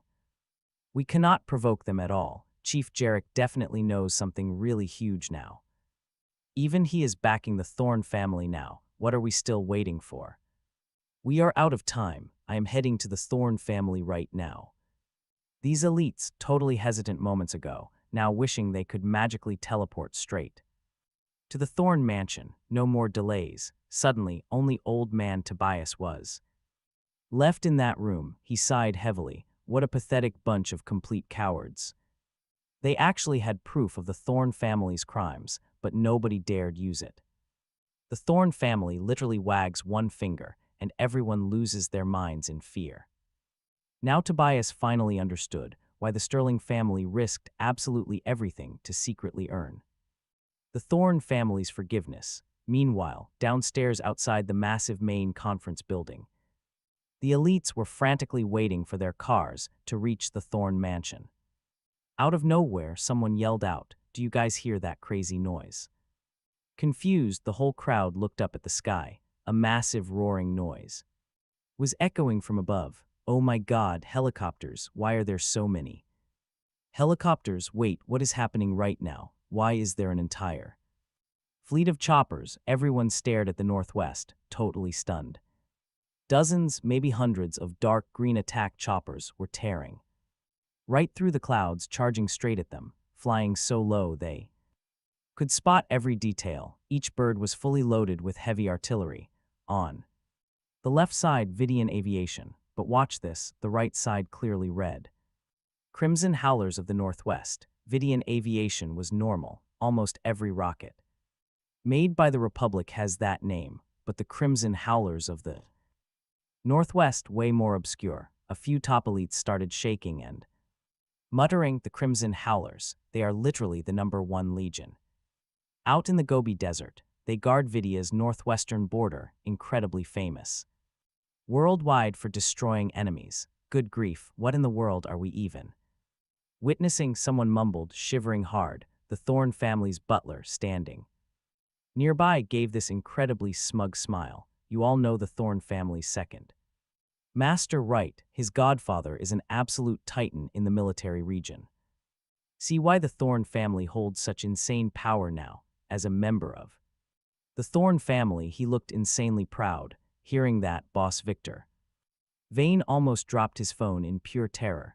All those tanks and armored vehicles below, plus all those helicopters above, all called in by the Thorne family. He took a sharp breath, totally overwhelmed with despair. Their power was genuinely terrifying. Everyone guessed right. This entire military force seriously came just for the Thorne family. With this insane backup, who dares stand against them? That is literal suicide. You and I know they hesitated, thinking that young punk Kalin Vance could take the Thorne family. What does he even have to fight this? He is dead meat. The butler's cold voice echoed over the phone again. Boss Vane, you see the Thorne family's true power now. Time waits for no one. Our patriarch lacks patience. You get exactly one chance right now. Don't show up. You can face the consequences yourself. I know those other people are listening. Tell them to. Click. The butler hung up, leaning back on his son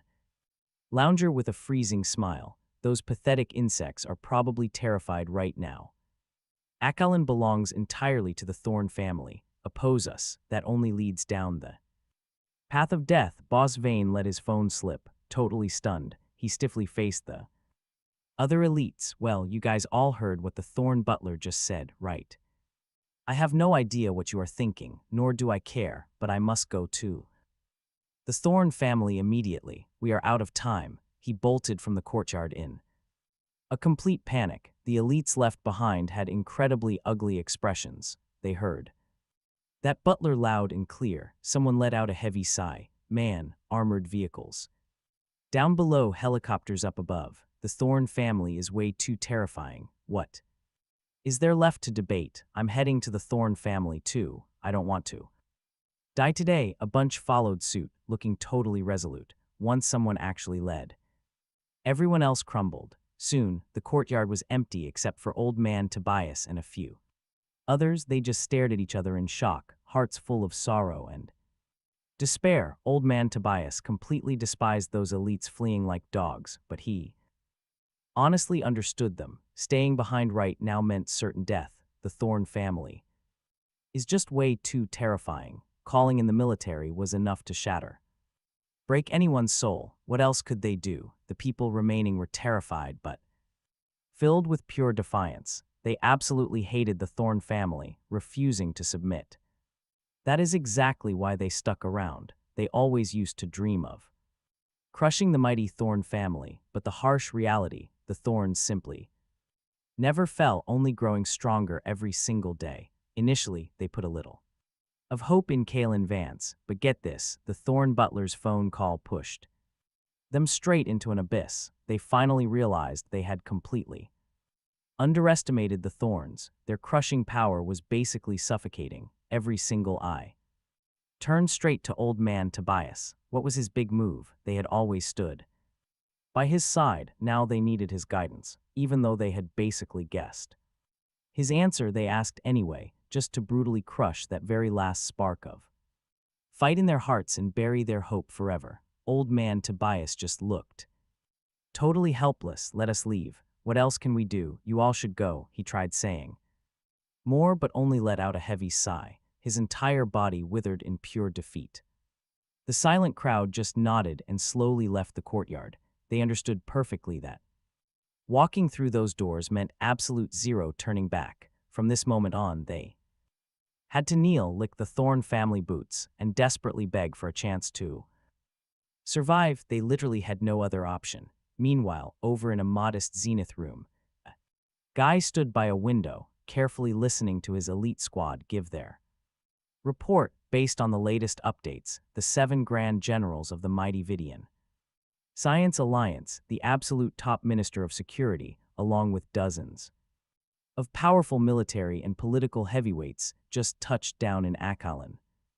The business world is moving too. Over 200 top CEOs holding $100 billion fortunes and 50 massive chairmen with trillion-dollar empires are heading straight there. Now, you and I know Kalin is the storm's core. He was completely stunned. What terrifying influence is this? The youngest Vidian doctor truly lives up to his legendary name. He suddenly remembered a crucial detail and hurriedly asked, have the Special Ops Forces and the Crimson Howlers of the Northwest arrived yet? His subordinate went completely silent for a second before answering, the Special Ops Squad is already fully deployed in Kalin, but those Crimson Howlers need more time. They have not arrived yet. The man was absolutely furious. Do you not realize the vital importance of Commander Vance and the senior academics? No one is allowed a single accident. If even one person has a mishap, the Vidian Republic suffers an insane, incalculable loss. Totally understood.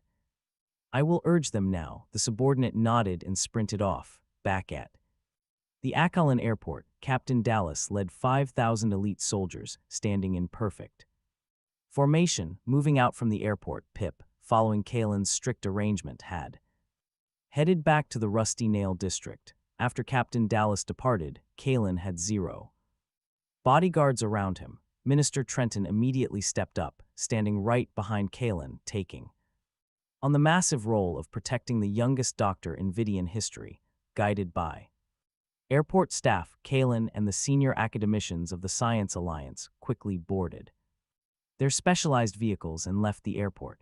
As they all departed the airport, staff finally breathed a massive sigh of relief. Some collapsed to their knees, drenched in sweat. When else would they ever witness a crazy scene like this? Every single person who touched down was a legendary VIP, bringing names that could make anyone's soul tremble. Today, all these titans arrive at Kalin Airport simultaneously. The whole atmosphere over Kalin is shifting, and trust me, this is exactly what Kalin wants.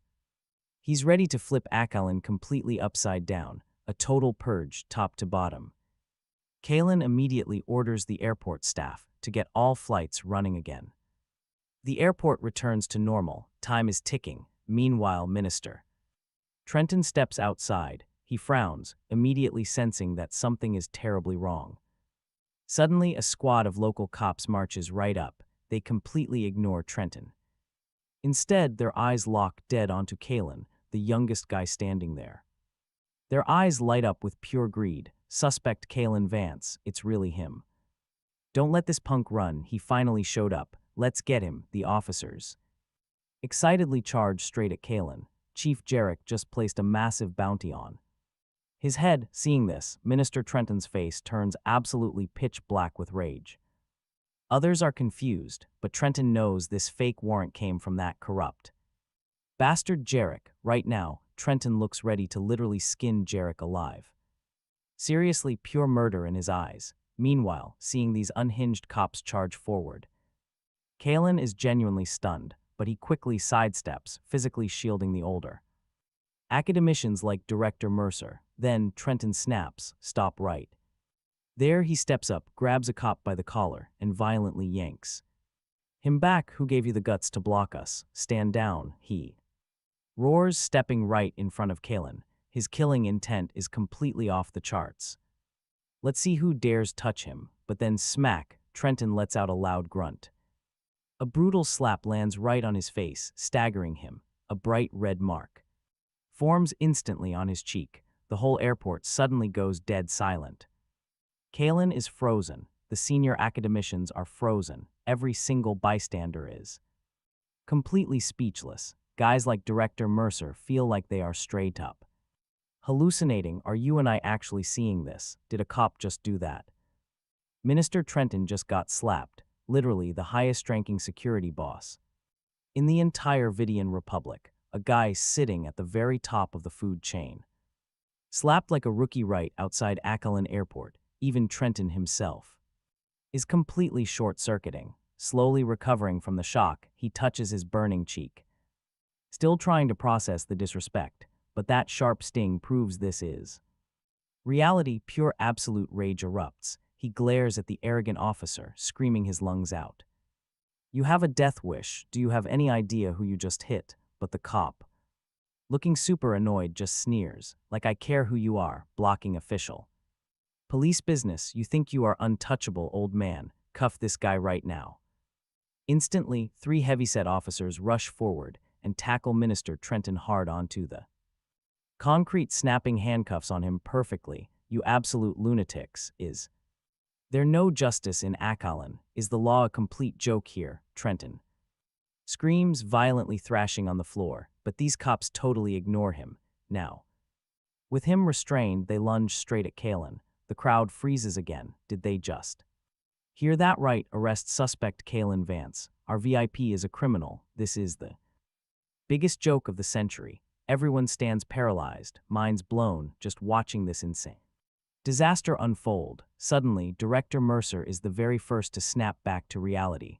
He urgently throws himself in front of Kalin, shouting, "Officers, what are you doing? A suspect. You have the totally wrong guy here. He cannot be a suspect. All right, you and I know who he is. A brilliant doctor, a hero who literally bled for this country. You seriously dare call him a suspect? Dare to arrest him? Your arrogance is off the charts." Director Mercer's furious words snapped everyone right back to reality. The elite academicians, high-ranking government officials, and the entire entourage stepped forward, completely surrounding and protecting our MC.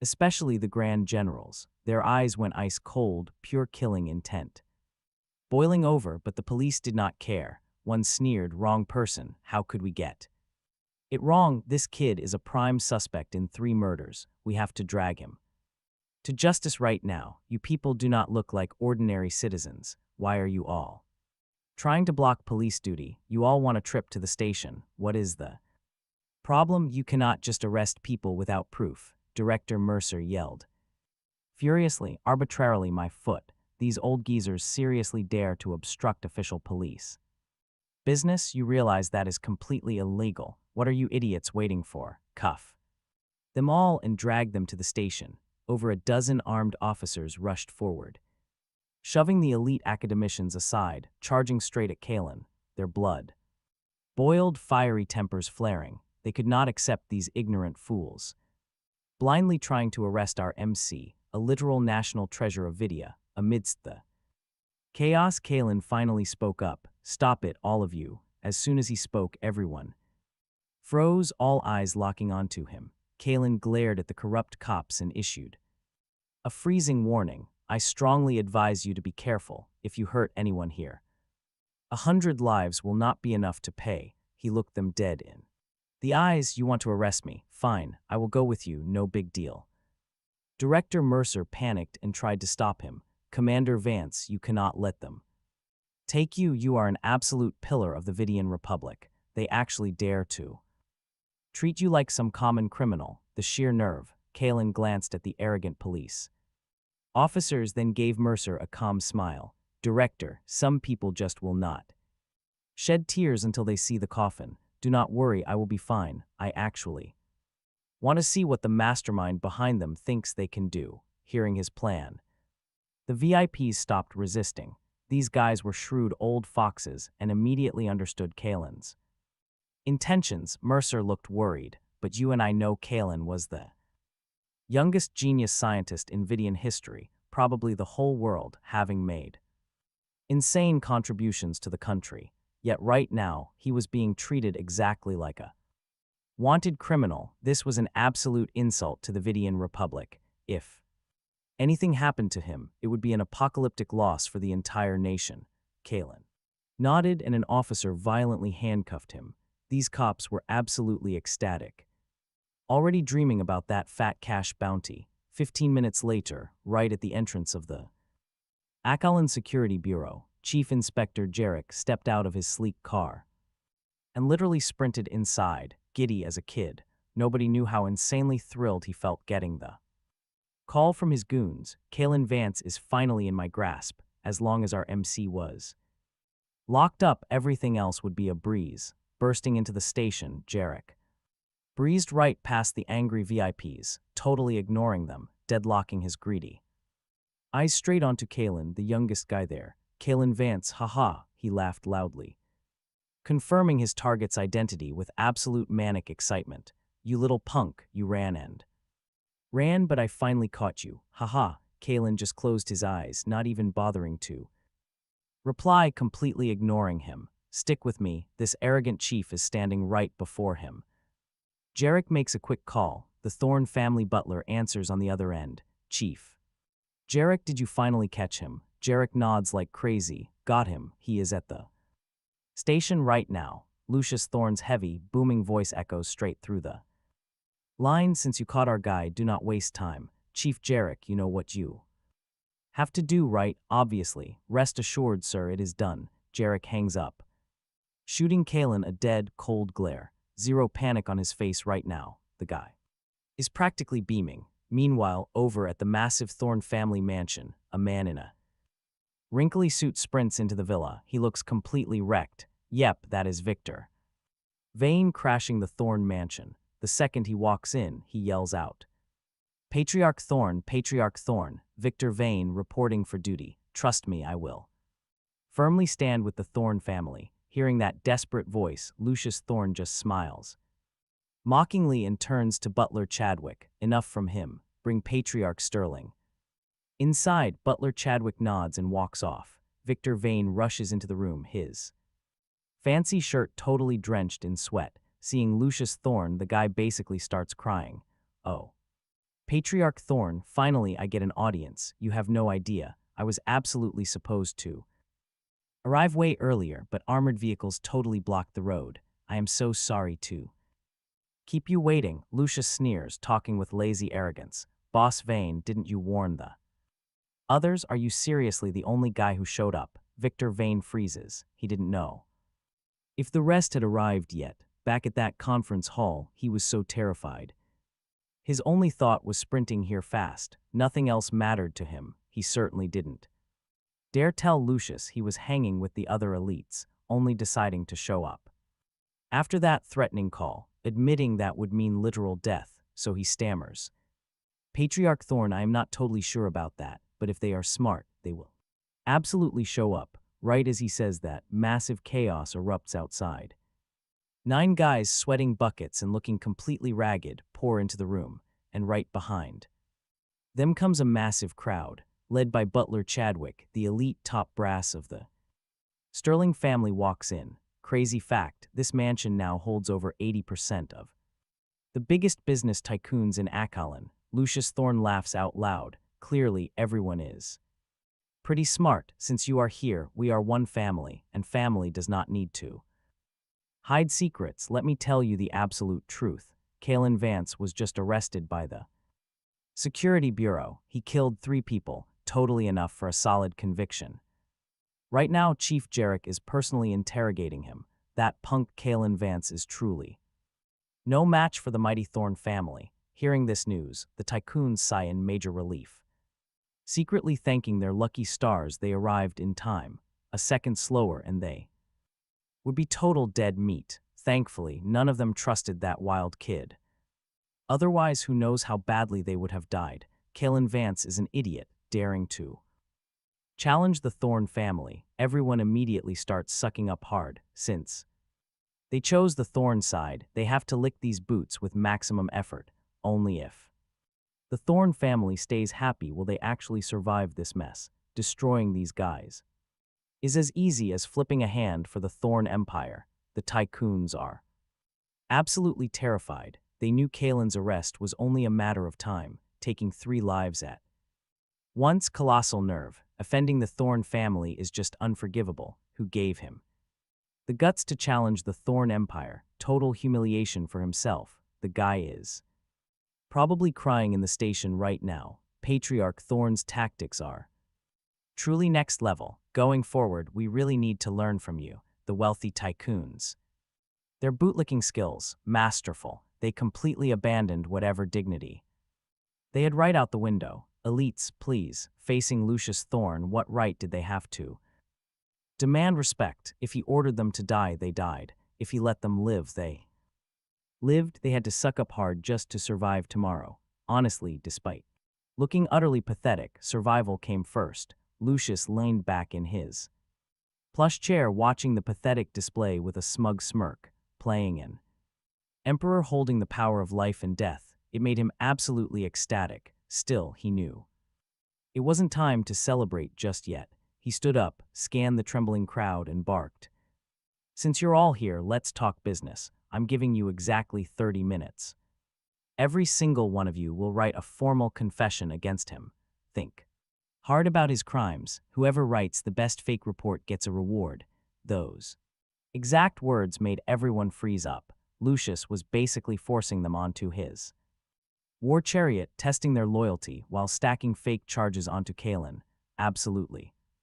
A master play. Even if they hated it, nobody dared to fight back. After all, our guy was already captured. They had zero to worry about. Over in the Thorne mansion, you and I can see Kalin is basically doomed. I mean, could he even escape this mess? One tycoon eagerly threw his hand up.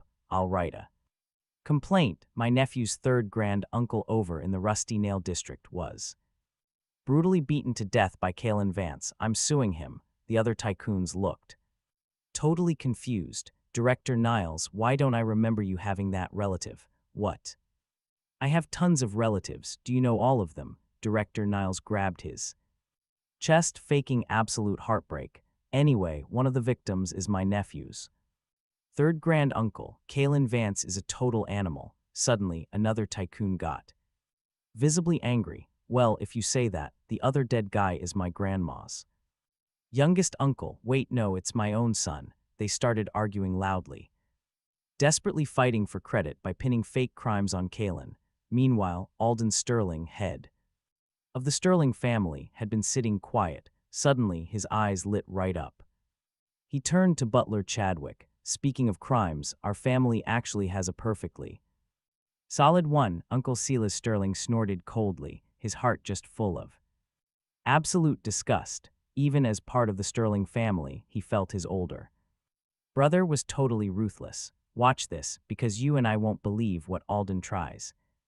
Butler Chadwick answered coldly. Patriarch Sterling, if you have an idea, speak up. Alden smiled smugly. Butler Chadwick, 6 years ago, my daughter went completely missing for half a month. When she came back, she was pregnant. At that time, she was with Kalin Vance. I'm claiming she was assaulted by him. I'll sue him for everything. The evidence is clear as day. He won't be able to deny it at all. Having said that, Alden's face absolutely beamed. He was insanely proud of his sick idea. Uncle Silas turned completely grim. He was literally trembling. He couldn't believe his own flesh and blood brother would sacrifice his biological daughter like this. Did the guy really lack a single shred of human decency? But Butler Chadwick just sneered, clapping for him. Good idea. Absolutely brilliant. Patriarch Sterling, you are truly a man destined for greatness. Uncle Silas looked at his brother, feeling completely sickened, staring at the greedy tycoons around him. He just felt totally dizzy. He just wanted to escape this disgusting room immediately. Meanwhile, inside the Akalone Security Bureau, a voice echoed. Kalin Vance, we've reached this point and you still think you can escape? Don't be an idiot. Let's see how long you stay. Stubborn, you little brat. You seriously have no idea who you're messing with right now. Jarek's expression is absolutely pitch black. It looks like water could drip right off his face. A subordinate steps up, looking totally stressed. Chief, this guy refuses to break. His lips are sealed tight. What's our play here? Jarek just sneers. His skin looks soft enough. If he won't talk, I've got methods. Bring out the chilly water. Give him 30 minutes. Break him until he talks, but make sure you don't leave any marks behind. The lackey nods and scrambles off. Meanwhile, over at a high-level office in Zenith, are you actually serious? They all got arrested. The middle-aged boss behind the desk just glares, eyes bulging out, practically radiating pure murderous rage. His guy is completely panicking. Sir, according to the latest intel, Minister Trenton, Commander Vance, and all those top-tier academic VIPs were just taken in by the Akalone Security Bureau. The entire room plunges into dead silence. The chief suddenly jumps to his feet, breathing heavy, his pupils shrinking in shock. Then bam, his face goes completely pale, stumbling backward. The lackey freaks out and rushes to catch him, but the boss violently shoves him away, roaring, "Did I hear that right? A pathetic local security bureau dares to arrest a national scholar, dares to lock up a grand general. Are they actually out of their Mines, who gave them the authority? Where are the armed police stationed down in Akwalin? Where are the special ops? What about the Akwalin Provincial Police Department? Where the hell is everybody? The subordinate drops his head, taking a sharp, terrified breath, totally afraid to speak. He's never seen the chief this absolutely furious. The boss isn't done. Right, where are the Crimson Howlers from the northwest? Where are those 5,000 soldiers right now? Speak, the guy hurriedly. Answers, latest reports say the Crimson Howlers just touched down in Akwalin, but they haven't linked up with Commander Vance yet. The chief absolutely explodes. Trash, a bunch of useless garbage. Whenever we need them, they completely drop the ball. Call the head of the Northwest Military Region right now. If a single one of those VIPs gets a scratch, I'll end him myself. Call the Akwalin Provincial Department, give it to them straight. Fix this immediately. If anyone gets hurt, they're spending the rest of their miserable lives behind bars. Go. Yes, chief. The subordinate nods furiously like a scared bird and bolts right out of the room. Now watch this. Outside, he realizes the top brass already got the news, ministers, chairmen, every single official. They are all in an absolute earth-shattering rage. This is a massive earthquake, the guy mutters, face pale as paper, sprinting to send out the orders. Meanwhile, over at the Akwalin airport, the main manager is looking completely stressed out. He just got word that another chopper is about to touch down, and this time, it's a heavy-duty combat helicopter. He is shaking. Today, this airport has already welcomed way too many terrifying VIPs, keeping him totally on edge all day long, and right when he finally calms down, another heavy hitter shows up. Who is the big boss this time? He's sweating bullets. We already had legends from the Science Alliance and Grand Generals. Who else is coming? Get ready for this. A few minutes later, he hits the runway. Jumping out of the car, he immediately sprints straight toward the landing zone. Luckily, he makes it right on time, because looking up, he sees a heavily armed combat chopper touches down. Approaching it, he spots the fuselage rocking a massive, bloodthirsty wolf's head. That emblem alone makes him shiver. Being a military nut, he instantly recognizes that red wolf, the legendary symbol of the Northwest's Crimson Howlers. Get this, you and I are looking at the Howler Special Ops Chopper, the absolute elite of the entire Legion. Every single guy on this squad, a literal war god forged in bloody, real-world combat. The airport manager is practically shaking now, legs totally turning to jelly. They're definitely hunting for Commander Vance, but our guy already left the airport. He steps up to warn them, but barely 2 paces in, he sees those elite Spec Ops soldiers who just hopped off climb straight back inside. To his absolute shock, the helicopter blasts off again, inside the Howler. Operatives look absolutely furious, faces pitch black. Through their comms, a raging voice explodes. Commander Vex, how the hell are you running things? Is this how you protect your target? Commander Vance and every single one of those national treasures were just arrested. Commander Vex, the leader of this elite squad, drops his head, his voice dripping with pure guilt. It's our fault for failing you. We are deploying right now to secure the safety of Commander Vance and the others. Please rest assured. Rest assured, are you kidding? How can I relax if you're even a second too late? What if they get hurt? National scholars and legendary generals getting locked up on their first day in Akwalin. Absolute, unprecedented humiliation. Zenith just dropped a hard ultimatum. Rescue them immediately. If anyone gets a scratch, I'm taking all your heads. The comms go dead. Vex tightly clenches his fists, his face dark as pure night. This is open rebellion. Who gave them the nerve to arrest a scholar? To handcuff a grand general? Some pathetic security bureau is acting this recklessly. Do they think the Vidian Republic's laws are just a joke? Every other Spec Ops soldier bows their head, eaten alive by anger and heavy guilt. If they had just landed sooner, this disaster wouldn't have happened. If Commander Vance and those elite scholars suffer even a scratch, they'll regret it until their dying breath. Right now, they absolutely loathe the Akwalin Security Bureau. Nobody Chief Inspector actually dared to issue a warrant for Vidia's ultimate, peerless scholar. Daring to lock up elites and grand generals, they're treating Vidian law like total trash. Commander Vex suddenly shoots to his feet and roars, "Today's mess is a stain on the Howler's special ops. Move out, save them, take back our bloody honor." Meanwhile, in the Rusty Nail district, Captain Dallas's face goes completely ghost white. He just got the insane news. Commander Vance was arrested by the local security bureau. All the senior academy elites, handcuffed. Oh my God. What are those idiots thinking? You and I know they're dead meat. Dallas looks like his soul left his body. He just told the commander's wife Vance was fine.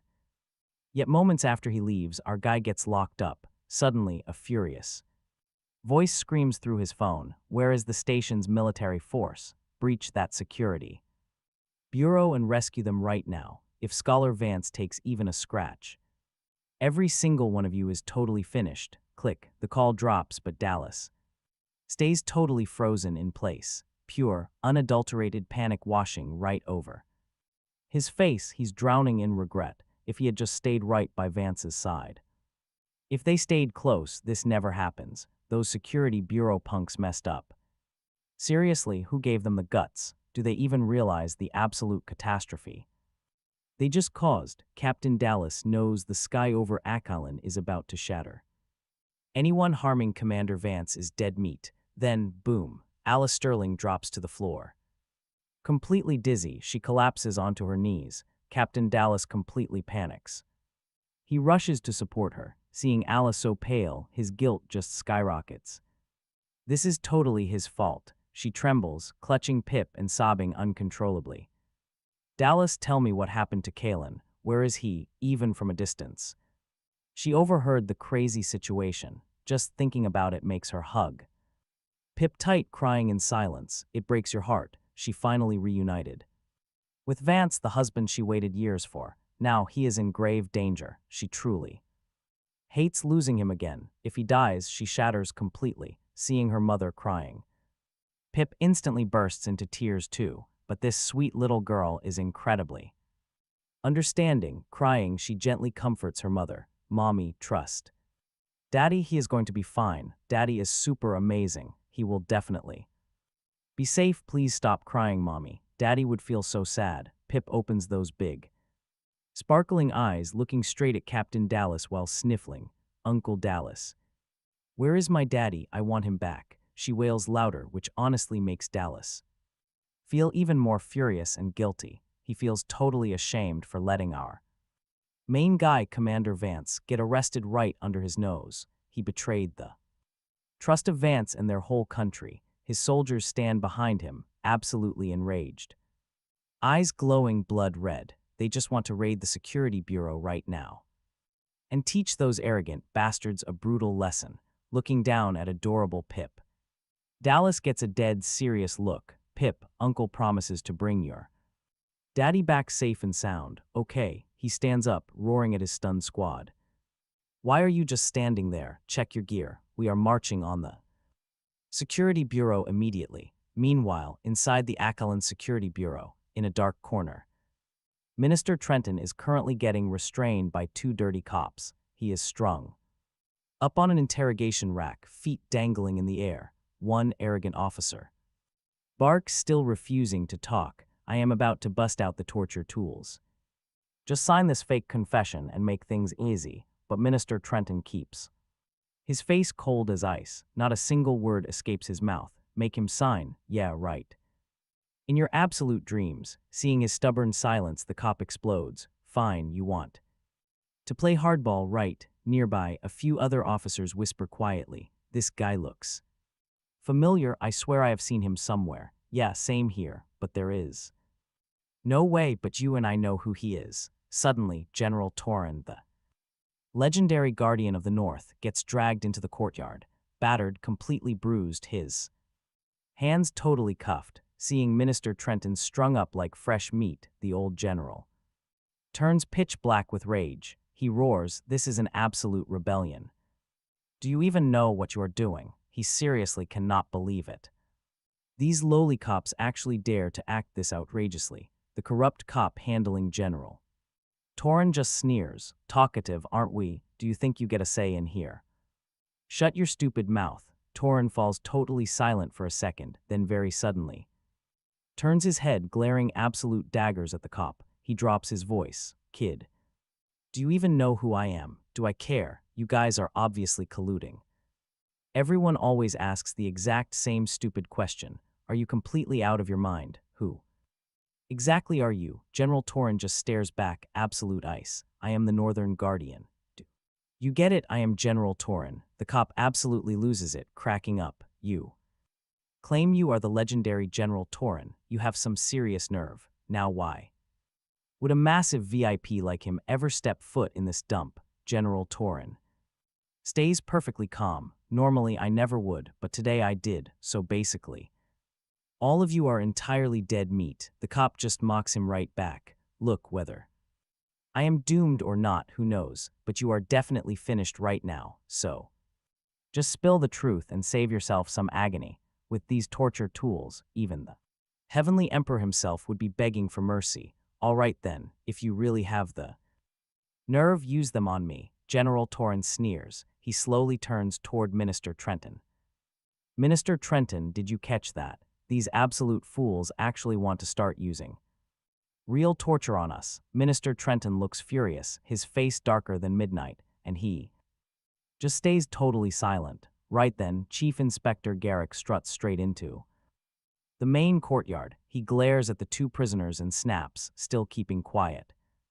Perfect, bring out the tiger chair. We will see if you stay so incredibly stubborn. Sitting on that thing, suddenly absolute chaos explodes outside. Wait, what is going on out there? Why the racket? Jarek scowls, looking seriously annoyed. One cop starts screaming for everyone to get back. An engine roars, completely smashing the station. Front gate into tiny pieces and charging right in. The vehicle does not stop. It literally rams its way right up to the interrogation room doors. The door flies wide open and a guy bolts out, but after 2 steps, he totally freezes. Jarek just stares at the man. His face is ghost white, his legs literally trembling. Like crazy, a nearby officer yells out, "Who are you? You have some serious nerve. Crashing in here, do you even know where you are? Driving like a complete maniac." Jarek suddenly looks completely horrified. He swings his arm hard and violently slaps that loudmouth cop. You total idiot. Do you realize who you are talking to? He turns to the terrified man, his own lips quivering. Commissioner Lyle, why are you here? You should have warned me so I could properly welcome you. Jarek is shaking. He never expected the absolute top boss of the Kalin Provincial Police, Commissioner Lyle himself, to crash the party, and his own dumb subordinate had just screamed in his face. Hearing Jarek say that name, every cop feels their heart stop. This is Commissioner Lyle. They instantly drop their heads, completely terrified to even look. Especially the guy who just yelled at him. His face totally drains of all color, looking like he might actually pass out. What did I do? I just insulted the director of the entire province. He totally wishes he could slap himself into a literal coma. These cops instantly lose all their arrogant swagger, suddenly looking like dogs with their tails tucked tight, but Commissioner Lyle is completely ignoring all these absolute nobodies. His eyes are dead glued to Minister Trenton, who is strung up on the torture rack, messy hair, torn shirt, bleeding everywhere, and then he slowly looks down at General Thorne on the floor, bruised face, cuffed hands, glaring back with pure murderous intent. Commissioner Lyle is absolutely stunned, shaking like a leaf. He instantly recognizes Minister Trenton and the other guy, even if he did not know him. This man is clearly a colossal VIP. His legs literally turn to pure jelly. He drops to his knees, gasping for air and nearly fainting on the spot. Jarek was completely lost. Why was Commissioner Lyle freaking out so extremely? Watching those two men, you and I can feel the pure dread that washed over him. What on earth was happening? He grabbed some medicine from a nearby officer, trying to hand it to the boss, but he was violently shoved back. Commissioner Lyle, looking completely dead inside, literally crawled forward. He scrambled toward Minister Trenton, screaming, Minister Trenton, I am so sorry. I failed my duty, let me untie you immediately. Trenton just glared coldly. Commissioner Lyle, fantastic job. Your subordinates are absolutely incredible too. Let me be clear, there is zero chance you talk your way out of this mess. You are finished. Commissioner Lyle gulped hard, cold sweat pouring down his face. His brain short-circuited, seeing Commissioner Lyle lose it like this. Jarrett rushed in to stop him. Commissioner Lyle, you cannot let him go, he is not some minister, he is working with the suspect, Kalin Vance. We are still interrogating them. Commissioner Lyle nearly had a complete mental breakdown. I must have committed horrible sins in my past lives to end up with an idiot like you. He turned and brutally slapped Jarek right across the face. He screamed, Jarek, do you have any idea what you did? Open your useless eyes and look at who you just dragged in. Do you even know who they are? He kicked Jarek hard to the floor, frantically untying Minister Trenton in pure panic. Minister, please be careful here. Minister Trenton completely ignored him, just pointing over at General Thorne. Meet the Guardian of the North, General Thorne, the absolute protector of the North. Commissioner Lyle broke into a freezing sweat, paralyzed by pure, unadulterated terror. A 4-star national general, a literal pillar of the entire republic. Jarek, who had just scrambled up, heard that and immediately collapsed again. His brain totally flatlined. Every single cop froze solid, a bone-chilling cold creeping right up their spines. What on earth did we just do? The two officers who cuffed General Thorne were violently shaking, hearts hammering against their chests. They just arrested a 4-star general, suddenly remembering their cocky, mocking words from before. Oh, you are a general, and I am the Sky Emperor. The memory echoed, plunging them into absolute despair, because as we all know, taunting a top military commander always ends great for random cops. Interrogating General, that alone was a guaranteed death sentence. There was literally zero escape now. Meanwhile, Commissioner Lyle scrambled over, carefully helping General Thorne stand. General, are you perfectly fine? The man was terrified to his absolute core. A general, this was god-tier status right here. He frantically dug out the keys to unlock General Thorne's cuffs, but the general just stared coldly. Commissioner Lyle, your men are truly something else. They dare to cuff a minister and assault. General, very bold indeed. You and I could hear the boiling rage. His voice, Commissioner Lyle was drenched, fumbling uselessly, not even daring to make eye contact, keeping his head completely bowed. General Thorne's tone dropped. Why are you just standing there? Academician Vance is actually locked up in this exact building. Hearing that, Commissioner Lyle's vision instantly went pitch black. He totally collapsed to the floor. Wait, Kayn Vance, the youngest academician in Vidian history, sitting in a jail cell. Yeah, it is over. We're about to see pure panic. Lyle never expected to find Kalin here. He whipped his head around. He glared at Jarek with pure, unadulterated murder in his eyes. If looks could really kill, Jarek would be dying 1,000 brutal deaths. Commissioner Lyle sprinted down the interrogation corridor and stopped completely dead, right in front of him, a whole group of white-haired elders, all deep into their 70s or 80s. In 1 second flat, Lyle's face drained of all color. These weren't ordinary grandpas. They were the senior academicians of the Vidian Science Alliance, absolute monuments of science, famous all over the world, and yet, somehow here they were locked up in dark, windowless interrogation rooms. Commissioner Lyle literally couldn't breathe. The only tiny shred of hope was that the academicians seemed totally unharmed and weirdly calm. If a single bad thing happened to them, Lyle's 9 lives wouldn't even cover the execution. He walked further, going deeper, finally reaching the very last room, and there was Kalin, legs crossed, looking absolutely calm. Hearing the heavy footsteps, Kalin just looked up and smiled at Commissioner Lyle. They had never met before, but Lyle instantly recognized him. This was Kalin Vance, the absolute youngest brilliant scientist in the entire Vidian Republic's history.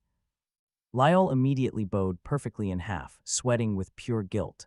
Academician Vance, I I'm Lyell, Akalin's provincial police commissioner. I am so incredibly sorry for making you endure this. He then spun around, roaring down the hallway. Jarek, are you playing dead out there? Bring the keys and open this door immediately. This is sheer treason. Do you have any clue who you just locked up? Meanwhile, out in the courtyard, Jarek heard that furious roar and scrambled up, totally panicking. He looked at Minister Trenton and General Thorne, sinking into absolute crushing despair. He was finally realizing exactly who he arrested. A literal minister, a massive general, and those people. The interrogation rooms, definitely massive VIPs as well, but at this exact moment, whether he freed them or not, he was totally doomed. Suddenly, a desperate light sparked in Jarek's crazy eyes. If he could drag Commissioner Lyell down with him and just force Kayn Vance to confess, he might actually survive this mess. So he ran forward, screaming, Commissioner Lyell, no, we absolutely cannot release them. Jarek was practically crying real tears. Commissioner Lyell, these people are all criminals. Especially Kalin Vance. He murdered 3 people here in Akalin, including the only son of the powerful Thorne family. If we can just force Kalin to confess right now, this whole nightmare ends. You and I know he's delusional. Once Kalin confesses, the Thorne family will back us up. We won't just be safe, we will earn massive promotions. Jarek didn't even look like a chief inspector anymore. He was literally kneeling on the floor like a dog, his hair totally wrecked, just babbling like a lunatic. Lyell was completely stunned. What did this idiot just say? The armed choppers, tanks, and armored vehicles outside were sent by the Thorne family, and not by academician Vance's personal forces. General Thorne couldn't hold it back and just burst out laughing. Commissioner Lyell looked back. The senior academicians and the massive general, they were all laughing at them, their eyes completely full of pure mockery. Lyell wasn't stupid. He instantly understood. Jarek got completely played. Those attack helicopters, tanks, and armored vehicles absolutely did not belong to the Thorne family. The Thornes didn't have a single fraction of that insane military capability. They came for Kalin Vance, unable to take it anymore. Commissioner Lyell glared at Jarek. We can all feel his pain right now. You absolute. What an absolute idiot. Who said those were Thorne family men? You are a chief inspector, for crying out loud, yet you got played like an absolute fool. Jarek stood there dumbfounded. Wait, he was tricked. It was not the Thorne family. Our guy was the one who called them. Jarek gasped in pure horror, looking at Minister Trenton, the politicians, and the general. They were all smiling, but it was that cold smirk you give a crushed bug. This is totally impossible, Jarek thought, absolutely losing his mind. You and I know why. Our MC is barely 20. How does he know these absolute legends? Where did he get this terrifying power? But right before his total mental breakdown, Commissioner Lyell screamed, what are you waiting for? Let them go. Let them go right now. Jarek stumbled to his feet, staring at our guy, who was just sitting there completely unbothered. He shook his head and begged, Commissioner Lyell, if I release them, you must save me. I refuse to die here. Release them immediately. We are out of time. Lyell was on the edge of a total meltdown. Right as they argued back and forth, the massive roar of helicopter blades echoed from the sky. Everyone froze. Chopper was circling directly above. Before it even touched down, heavily armed soldiers fast roped straight into the courtyard. In the blink of an eye, they completely neutralized every single cop in the yard. Pure horror. Just who are these guys? Their combat level is absolute madness. The leader stepped forward, witnessing this insane entrance. Commissioner Lyell stumbled back a few steps and collapsed onto the hard dirt, feeling like his throat was being totally crushed.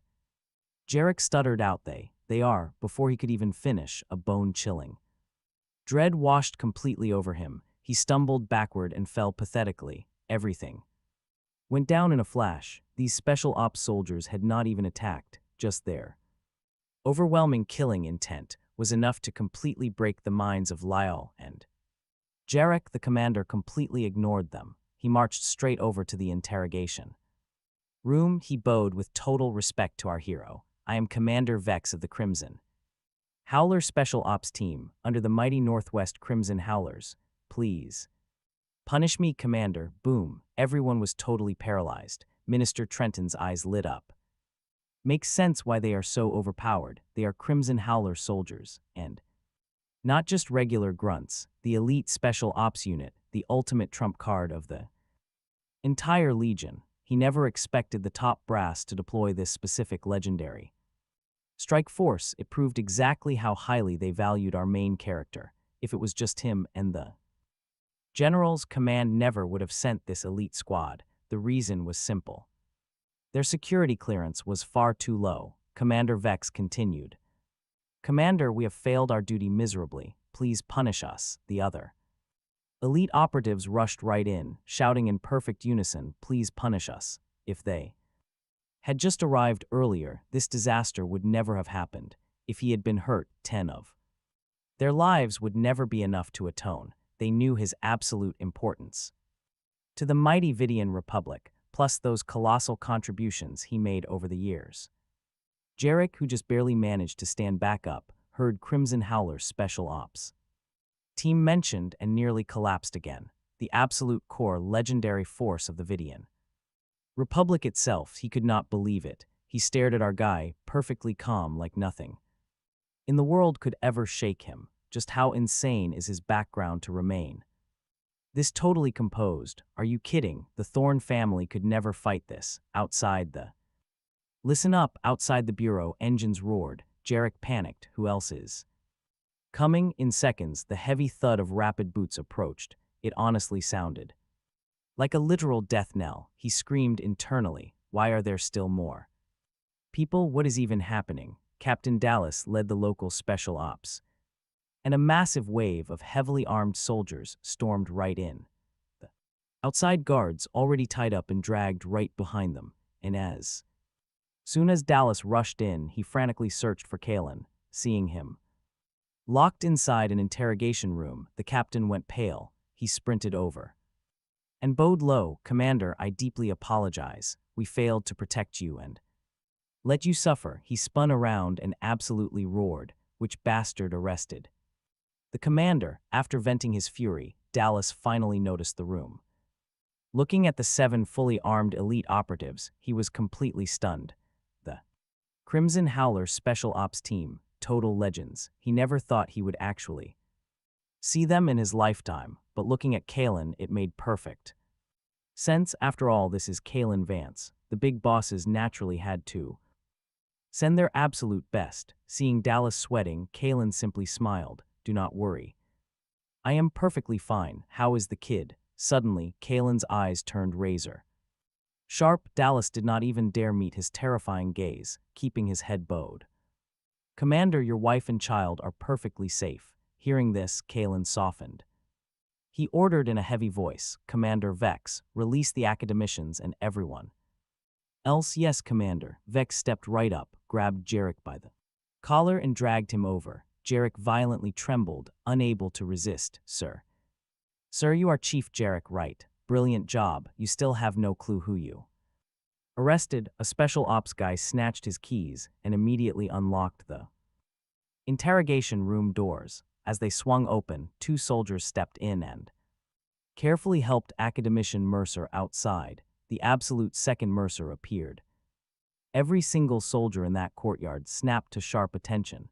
They shouted unison, greetings, Academician. Jarek's eye twitched so violently in pure horror, but the shocks were far from over. The senior academicians were helped out one by one. Captain Dallas announced sternly, President of the Astrophysics Division of the Vidian Science Alliance, Comrade Betatrick Quinn, you have suffered. President of the Astronomical Defense Research Association of the Vidian Science Alliance, Comrade Vidian Vance, you have suffered. With every single name Dallas read out loud, Jarek's frantic heart violently shuddered. The people he arrested were not bodyguards. No, they were the absolute top leaders of Vidian science. At this moment, Jarek finally realized he triggered an apocalyptic disaster. Stick with me here. He finally understood why so many elite soldiers appeared and why the higher-ups deployed such a massive force, even the legendary Crimson Howlers arrived.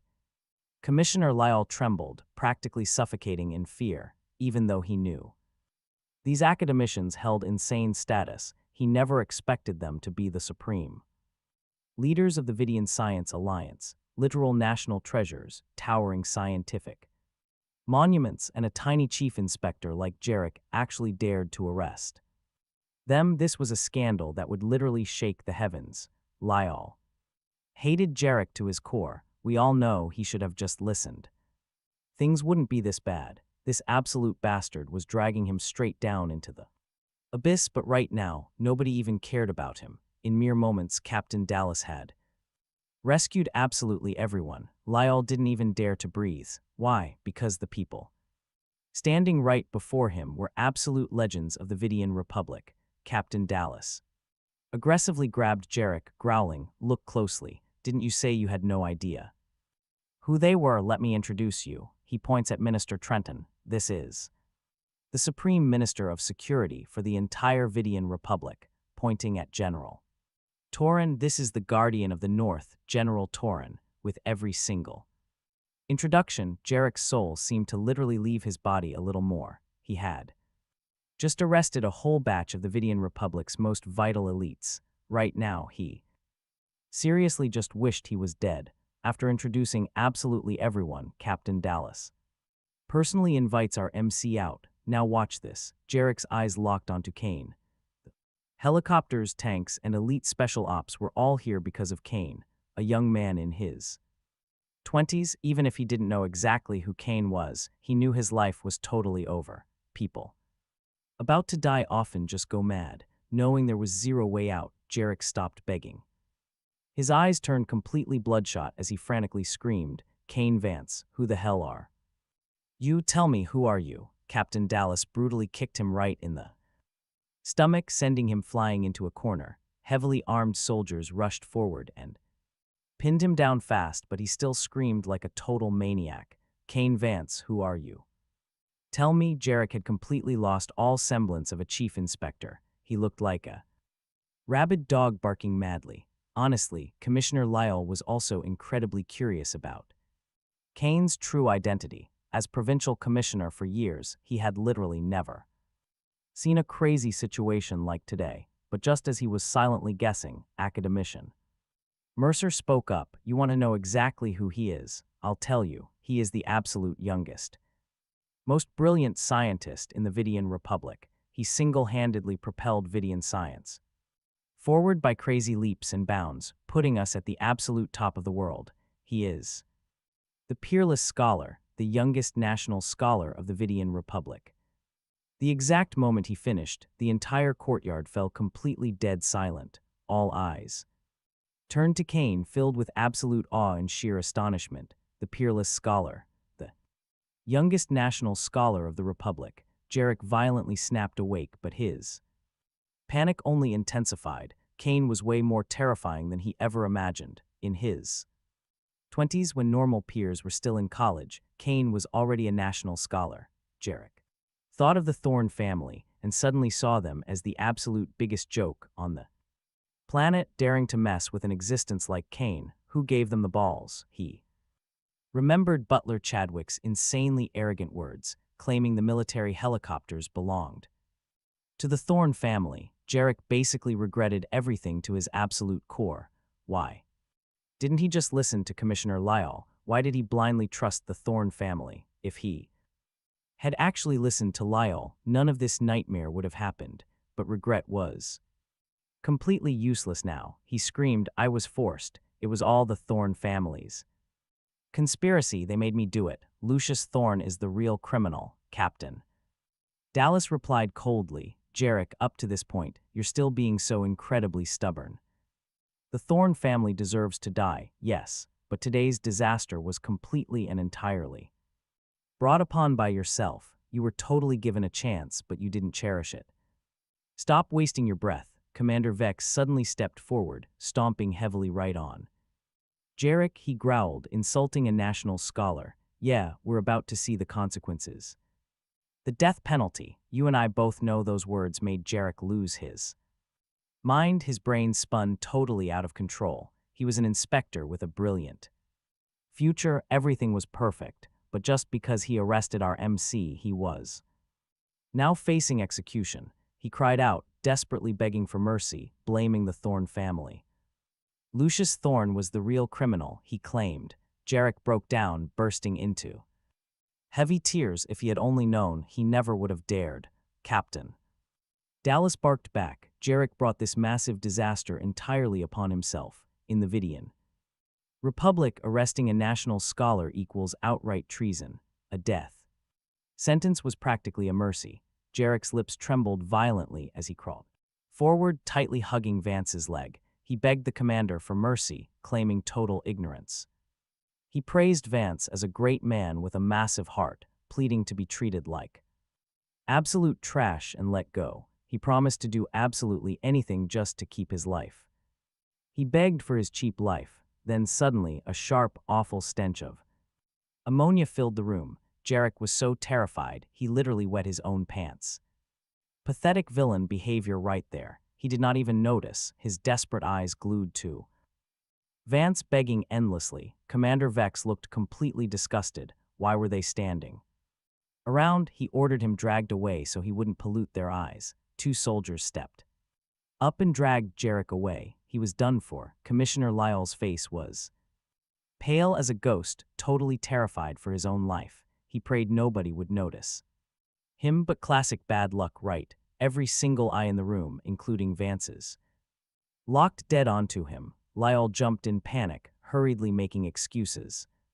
He swore to Commander Vance that he wasn't on Jarek's side. He claimed total innocence. Vance just looked at him coldly. Did he order Jarek to make the arrest? Absolutely not. Lyle shook his head frantically, swearing this entire mess had nothing to do with him. After getting the call from Minister Trenton, he had immediately notified Jarek, who could have guessed that bastard would ignore Vance's family and instead scheme with the Thorne family to cause this huge disaster. He pleaded that as commissioner, he only bore responsibility for bad oversight, but he absolutely never gave the order. Lyle was literally so terrified, he looked ready to faint. This was a literal execution offense. Vance gave him a side eye, questioning if he had any ties to the Thorne family. Lyle instantly yelled no, answering immediately he had never interacted with those Thorne family scumbags. Zero connection whatsoever. He practically begged for an investigation. Seeing his firm resolve, Vance softened his tone. If Commissioner Lyle truly had zero ties to the Thorne family, he could leave. They would handle his terrible job performance later. Vance then turned toward Commander Vex and Dallas, ordering them to immediately deploy the heavily armed choppers straight to the Thorne family mansion. Today, Vance didn't want a single fly escaping that compound alive. The commanders nodded sharply, agreeing without hesitation. Their raw killing intent surged straight to the heavens. Every single person shivered. We all knew the Thorne family was completely, utterly doomed. Commissioner Lyle let out a massive breath, thrilled to be alive. He secretly thanked his lucky stars. Good thing he never dealt with the Thorne family, or he'd be dead meat. Against Commander Vance, the Thorne family was basically nothing. Meanwhile, over at the Thorne mansion itself, today the estate was livelier than ever before. All the elites of Kalin were gathered, partying cheerfully. Lucius Thorne had zero clue. He laughed out loud. Looking at these bowing tycoons, he felt like a literal emperor. In Kalin, his power was absolute, and after today, the Thorne family would control everything. Imagining that glorious future, he was practically buzzing. Then, rumble, heavy helicopter blades echoed across the sky. These courtyard tycoons, not scared at all, they actually held their heads high. They figured this was just the Thorne family's personal helicopters dropping in to protect them. Standing at the mansion, they felt completely untouchable, pure arrogance. But you and I know better. Right then, one guy points up, visibly shaking. Look, what is that? Everyone looks up, eyes completely wide. A massive, pitch-black artillery shell is screaming through the sky, heading right for the mansion. And Artillery shell, move, don't just stand there. The whole fancy courtyard instantly turns into a kicked anthill. Pure chaos. People are scrambling everywhere.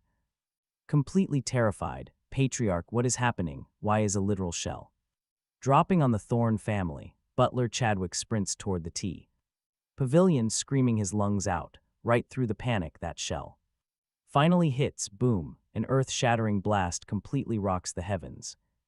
The mansion quakes like a massive earthquake, but get this, it didn't hit the courtyard. It slammed down just outside the main gate. An absolute warning shot. Pure raw intimidation. Staring at that smoking crater, everyone is absolutely frozen. If that thing hit the courtyard, instant game over for everyone. They just can't process it. This is the Thorne family. Who dares shoot at them?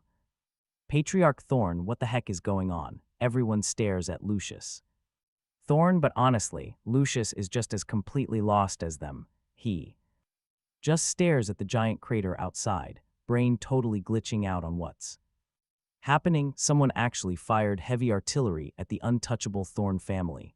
The absolute disrespect. But right as his rage peaks, a massive mechanical rumble shakes the bottom of the mountain. Now what? Another earthquake? Seriously, what's going on? The whole estate is losing its mind. Nobody can process these insane back-to-back events fast enough. They look down the mountain and their faces immediately twist into absolute nightmare fuel. Somebody just screams.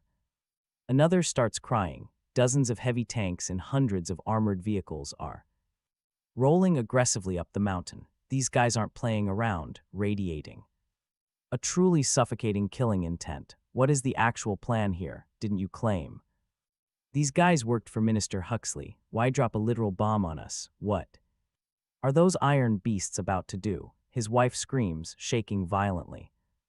Lucius, do something. Call Minister Huxley right now. High rollers like Boss Victor Vane are completely paralyzed. Vane's heart is hammering as he stutters. Patriarch Thorne, what is your contact saying? Wait, you haven't even confirmed if the choppers and heavy tanks were actually sent by the Thorne family. This is seriously not the time to joke around. Everyone is panicking. Lucius snaps at Victor Vane, you actually dare question the Thorne family's absolute power? Look, there has to be huge misunderstanding here. Let me make a call. But despite looking calm, a massive wave of dread is eating him alive. Watching Lucius finally make that call, the tycoons turn ghost white. Their brains are completely scrambling. As it rings, Lucius's his mind raced. Was this Kalin Vance's doing? No way. Absolutely impossible. Some 20-something kid having this much military power. Zero chance. He needed to believe this massive flex was his older brother's doing, the guy who married into the untouchable Huxley family, but his hands trembled violently as the crowd watched. The call finally connected. A voice picked up, and Lucius practically begged. Brother, hundreds of armed helicopters just showed up, and a whole fleet of armored vehicles, even a tank battalion rolled into Akalin. You called them in, right? It has to be you. Total silence on the line. The local elites held their breath.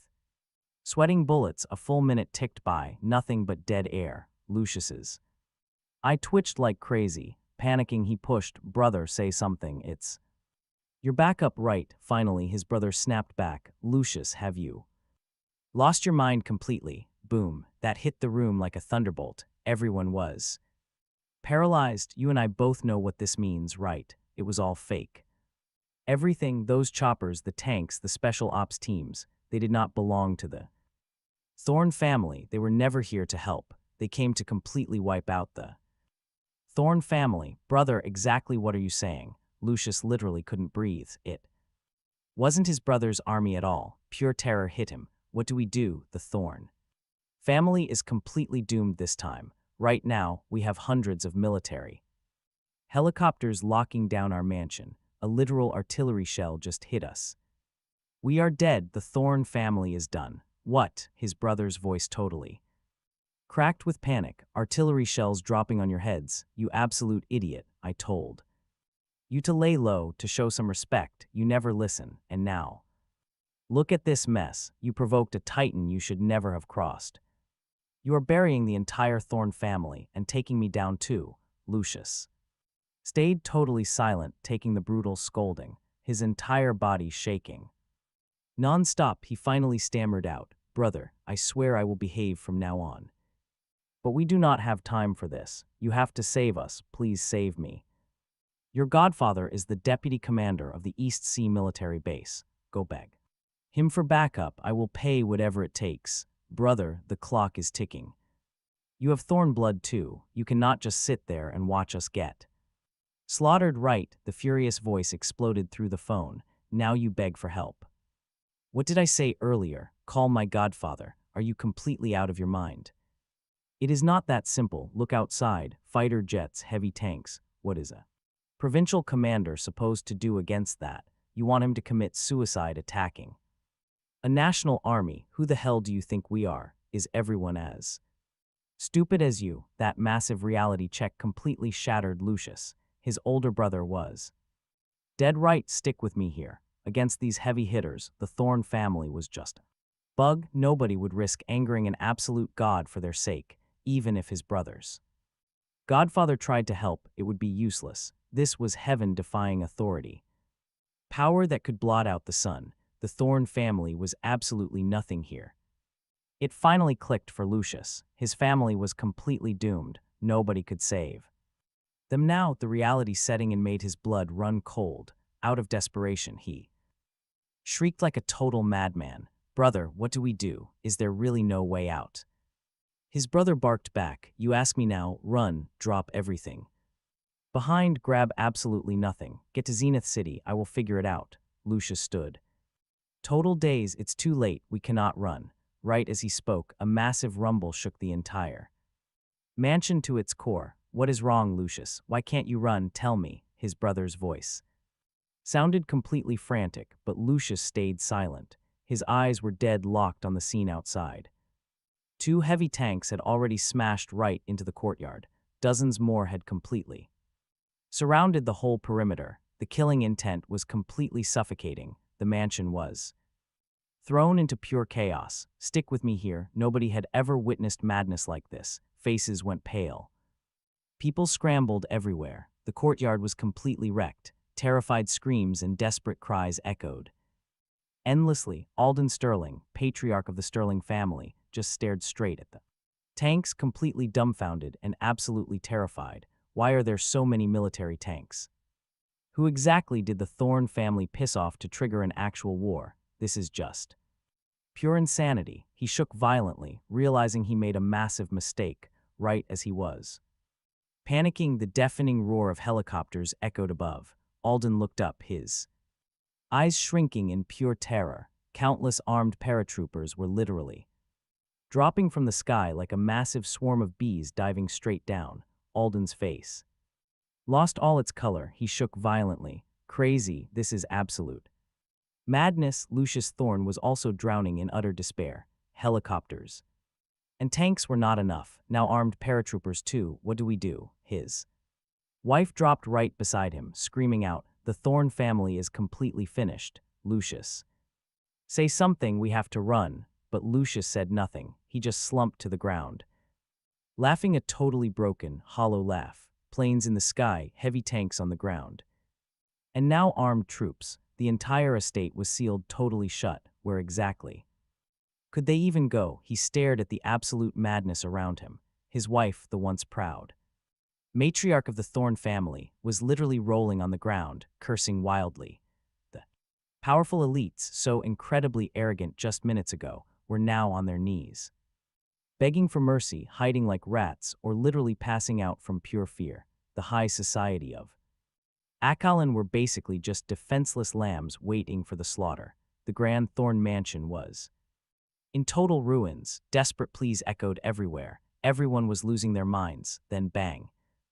Bang bang, 3 sharp gunshots pierced the air. The whole courtyard went completely silent. No one dared to even breathe. A commanding officer marched forward and barked, "Everyone, hands behind your heads and kneel down. Anyone who moves gets a bullet." Boss Victor Vane, totally losing it in a completely bloodshot frenzy, jumped straight up and pointed at the Officer screaming, "You bastard, do you have a death wish? Do you even know whose territory this is? This is Akalin. Akalin." He grabbed a heavy pot and charged straight at the officer. Bang! A single deafening gunshot echoed, completely shocking everyone. The officer shot Victor Vane dead right on the spot, zero hesitation.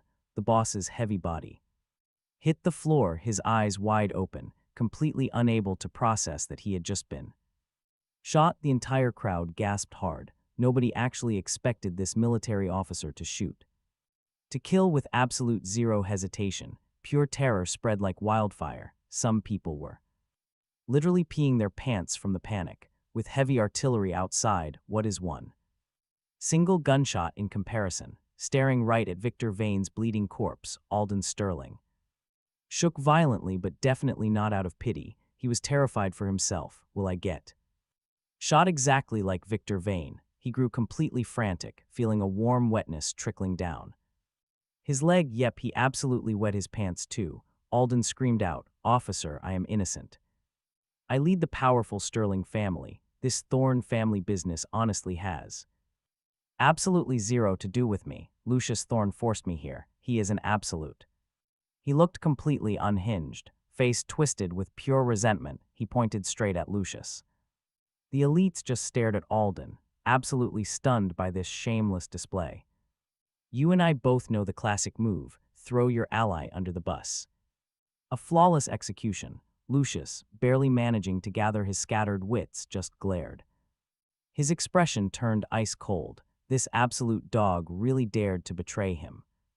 The audacity. Meanwhile, the terrified tycoons were begging Alden to just shut up. Didn't this idiot just see Victor get blasted? Now they were terrified he'd drag them all down. But amidst the chaos, the leading officer actually looked over.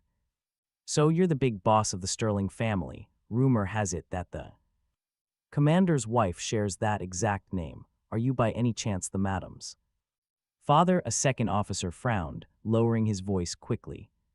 "The boss ordered everyone in the Thorne mansion wiped out, but given this guy's identity," the other officer shook his head. "Look, special situations demand special handling. Just pretend he doesn't even exist." The lead officer suddenly barked at him to stand up. Alden flinched, his face draining of color.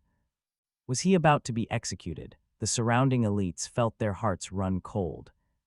His big mouth definitely got him killed. They just prayed they weren't implicated too. Alden slowly stood up in pure despair, squeezing his eyes tightly shut. The officer continued, asking if anyone else from the Sterling family was present. "Everyone from the family, stand up." The elites gasped in absolute horror. The Sterlings were doomed. Not just Alden, the whole bloodline was getting wiped. This total idiot doomed his entire clan. Everyone immediately stared at Uncle Silas and the family butler. People were looking at them like dead men walking under those stares. The two trembled violently as they stood, entirely convinced this was the end. But then the officer just glared at the three of them and barked out, "What are you standing around for? Get the hell out." The courtyard went silent. The three Sterlings stood there completely bewildered, failing to process reality. He told them to leave. Seeing them frozen like statues, the officer roared again. "What are you waiting for? You want to die instead? No, we're leaving right now." Alden screamed in absolute panic, his face completely relaxing as pure sheer ecstasy washed over him. "Wait, you and I didn't mishear that." The officer was actually letting them walk. Uncle Silas and the butler finally snapped to reality. They fully expected to catch a bullet, but they were free, all three of them. Frantically bolted toward the mansion gates. Their legs were trembling so horribly. The butler tripped multiple times. Uncle Silas, despite the overwhelming terror, managed to keep a tiny bit of composure. He paused and actually thanked the leading officer. Everyone else in the courtyard was completely paralyzed. It wasn't until those three figures vanished into the distance that the crowd finally woke up. They really just walked away. The tycoons suddenly realized the military was only targeting the Thorne family. If they proved they had zero ties, they might actually survive. The Callahan patriarch instantly copied the exact same survival tactic, screaming out loudly. "Officer, I run the Callahan family. We have absolutely zero connections to the Thorne family. They forced me to come here tonight. Please investigate the truth, old man." Tobias desperately chimed in. "Me too. My family only runs hotels. We are completely honest citizens. The Thorne family dragged me here against my will. Let's watch this madness." They started wailing, screaming over each other to prove they had zero connection to the Thorne family. Honestly, they sounded like miserable pigs getting slaughtered. Bang! The officer fired straight into the air and roared, "Kneel down right now. One more word gets you a bullet." That deafening gunshot made every single person freeze in absolute panic, but also pure confusion. Why did walking away work for the Sterling family and not us? We proved we are totally clean here. Meanwhile, outside the massive gates, Alden Sterling slumped right down, gasping for air. The guy felt like he just barely cheated death. He started laughing like an absolute maniac with tears in his eyes. The Sterling butler collapsed right next to him, crying hard. "Patriarch, we actually made it. It is so good to be alive. The heavens saved us." "No, wait. It is all thanks to your sheer brilliance that saved us." He practically worshipped the man. "Those other nobles are not dumb. They will escape soon. Too, boss, you are a total savior to them. They will live thanks to your insane wisdom. With the Thorne family crushed, Kalin will belong completely to the Sterling family." Alden was ecstatic. "You are right. They lived because of me." He laughed his head off, face completely glowing. But right in that exact second, a gunshot echoed from inside the mansion. All three jumped, hearts hammering hard. "Wait, why? Did someone else just get shot? Weren't they letting everyone go?" Alden was terrified and totally lost. Uncle Silas looked cold as ice. "None of them are leaving. Why? Do you think we were the only lucky ones to walk out alive?" He stared at Alden like he was looking at an absolute moron, grinding his teeth. "You still seriously ask why we survived, you fool?" Silas was boiling with rage because Alden had absolutely zero clue who actually saved his pathetic life. "The only reason you are breathing is because of that same daughter you cut ties with, the girl you threw away like trash, Sterling, and yet you honestly think your genius brain saved you, you blind idiot." But despite being so furious, Silas felt completely powerless here. He glared at Alden and muttered, "Forget it, let us just leave." He refused to waste another single breath. The butler suddenly lit up. "Oh, I get it now." Standing there by the gates, his eyes were sparkling. "Boss, I just figured it out. Out of all those families inside, only our Sterling family had zero business deals with the mighty Thorne clan, and the Thorne family brought down a massive disaster today. Anyone holding even the tiniest connection is dead meat. Only our Sterling family is completely clean." Alden practically beamed. "You are so right. Before, I tried to partner with those Thorne snobs, but they rejected us. Now get this, I never expected that to be the exact thing that saved our lives. The heavens are watching us." He cackled like crazy, so relieved he never signed with them. He smirked coldly. "That Thorne family is about to be completely erased. Moving forward, Kalin is just a giant playground for the Sterling Empire, but this is all because of that little Thorne brat. If he never touched my daughter, I never would have suffered this nightmare. That is pure karma. Seriously, karma." The more Alden thought about it, the more furious he became, cursing loudly. "I already disowned that girl, yet she still dragged me straight into hell. If it was not for her, I would not have almost died today." He turned to his butler, growling violently. "Later, head over to the security bureau and drag those two right back. Today, I am going to teach them a brutal lesson. Even that little kid is not getting spared." The butler eagerly agreed. "Yes, absolutely, boss, but that is just a minor issue. You and I know the Thorne family is totally doomed, and those elites are finished too. This is a massive, golden opportunity for the Sterling family over Kalin. Nobody else can compete." But right as the butler was eagerly bragging about this glorious future, a deafening roar of helicopter engines suddenly split the air. Boom! A heavy armed chopper headed straight for the mansion. The hull flashed a blazing red wolf emblem. Behind it, thousands of heavily armed soldiers marched with absolutely terrifying momentum, heading straight for their front door. Alden's eyes practically bugged out of his skull. Pure insanity. Why are there even more soldiers? The butler froze in terror. Patriarch, who on earth did the Thorne family just piss off? The military mobilized thousands of hardcore troops like this. It has to be a top-tier VIP from Zenith.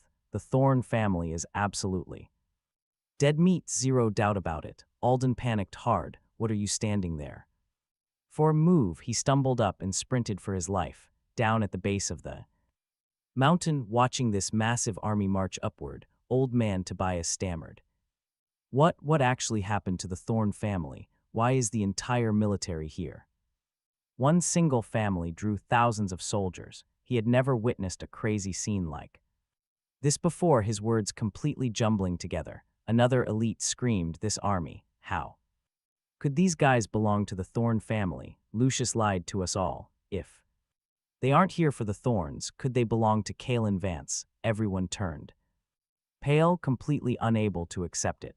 Kalin Vance was just some 20-something kid in their eyes. How could he possibly mobilize thousands of soldiers? What kind of terrifying power was this anyway? Old man Tobias shook his head fast. Stop talking. The Thorne family is totally finished. We cannot stay here. Run before we get caught in the crossfire. Right, move out immediately. The elites nodded, their faces looking absolutely pathetic. Meanwhile, inside the Thorne mansion, the Crimson Howler chopper touched down, kicking up a massive dust cloud. An officer in the courtyard barked attention. The soldiers instantly cleared a wide space. Lucius stared at that red wolf emblem, his pulse pounding wildly. Who is it this time? Kalen's face briefly flashed in his mind, but he instantly brushed it off. Impossible, that kid is barely 20. How could he wield this kind of power?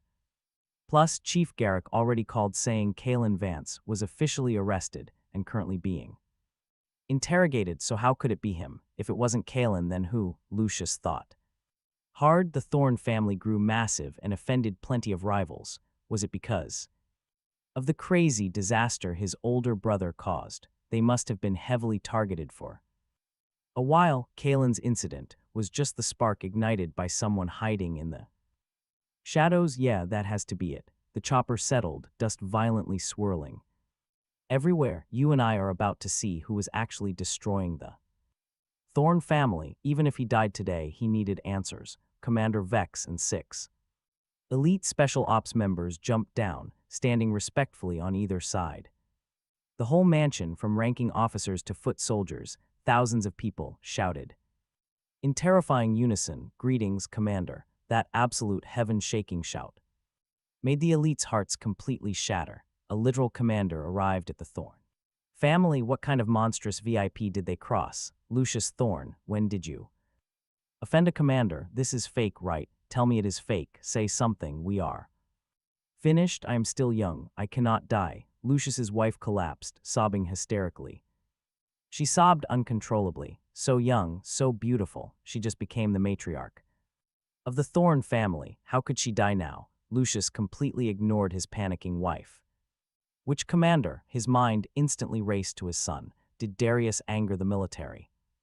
But Darius was dead. The military wouldn't just strike this recklessly, right? Lucius figured the Thorne family could still somehow survive this absolute mess, but the very next second he totally froze, staring dead ahead. The guy referred to as the commander stepped out of the chopper. Lucius's pupils shrank in pure horror. This wasn't what he expected at all. A guy in his 20s, younger than his own son, and not just him. Every single elite stood there totally dumbfounded. This kid is the commander.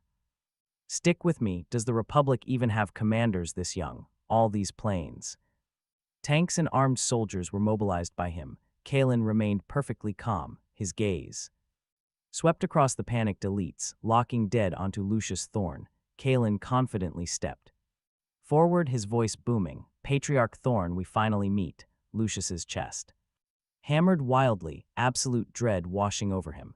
That voice was way too familiar. He definitely heard it before. Then it hit him. This was the voice from that warning phone call, the exact same voice. His eyes turned bloodshot as he furiously roared. Kalin Vance, you are Kalin Vance. That scream made the elites jump there. Eyes wide with total shock. This kid is Kalin Vance. Absolutely impossible, wasn't he? Arrested by Chief Jarek for interrogation. Why is he standing here? Everyone was completely mind-blown, their brains basically short-circuiting as they failed to process this insane situation. Before anyone reacted, an officer marched right up, ruthlessly. Slapped Lucius across the face, kicking him hard to the ground, pinning him so he could barely move. The officer viciously barked, "You piece of trash, looking to die. How dare you speak to Commander Vance like that?" Lucius, writhing in pure agony, glared at Kalin with bloodshot eyes. Kalin just stared back, his cold gaze like a judge's filled with absolute pure contempt. He sneered, "Patriarch Thorne, you don't look much like a mighty family head right now. You honestly just look regretful." He lowered his voice into an ice-cold whisper. "Patriarch Thorne, I told you before, if you knelt and apologized, I would let you live, but you were way too arrogant. You treated my warnings like garbage. Are you satisfied with this pathetic ending now, Kalin Vance? I will kill you." Lucius desperately struggled, but he was pinned tight, only able to spit curses. "You murdered my only son, and now you want to destroy the Thorne family." "Yes, I deeply regret it. I regret not killing you immediately." Kalin smirked coldly. "Do wrong and you pay the price. For years, the Thorne family has run rampant across Allan. This is your karma." He turned to Commander Vex, ordering, "Take him away." "Yes, Commander." Vex had literally been waiting for this exact order. He grabbed Lucius, dragging him outside like trash. "Let me go," Lucius wildly screamed, but it was completely useless. "I am the patriarch of the Thorne family. What the hell even are you, Kalin Vance? You will die a horrible death. You will pay. I will kill you." His furious voice faded until it was completely gone. Back in the courtyard, Lucius's wife was sobbing uncontrollably, her face basically a mask of pure terror. The mighty Thorne family was truly finished against a young man with heaven-reaching power like Kalin. We all know their empire crumbled in the blink of an eye. She worked so incredibly hard to become the matriarch, yet now she just lost absolutely everything. In total despair, she closed her eyes, stopped crying, and embraced the endless pure sorrow washed over her. Begging was useless now. Two soldiers grabbed her and dragged her away. "Now watch closely." Our young commander didn't even glance at her. If Lucius Thorne was a mere ant, she wasn't even worth calling trash. Being dragged away, she completely lost it and screamed, "I don't want to die. Commander, I am innocent. You can't do this to me. I am just a woman. I don't know anything." But nobody cared. Not a single eye in the courtyard looked her way. The soldiers just barked coldly, "Shut up and walk. It is over. Everything is over, isn't it?" she muttered, her vacant eyes locked onto the commander. He, young man in his 20s, had killed her son and shattered the Thorne family. Her gaze drifted past him, staring at the courtyard flower beds. Those were her absolute favorite flowers because she loved them. Lucius had hired a gardener to care for them for over 20 years. She watched them bloom for decades and never got bored. You see, back in the day, Lucius wasn't a monster. He was gentle, often giving her gifts. The Thorne family was just a small, ordinary household. Then everything changed when his father died. The second brother betrayed them and joined a faction over in Zenith. The family plummeted and Lucius completely changed. He was no longer gentle, zero patience left. He poured all his raw energy into gaining power. His affection for her turned into constant yelling and scolding.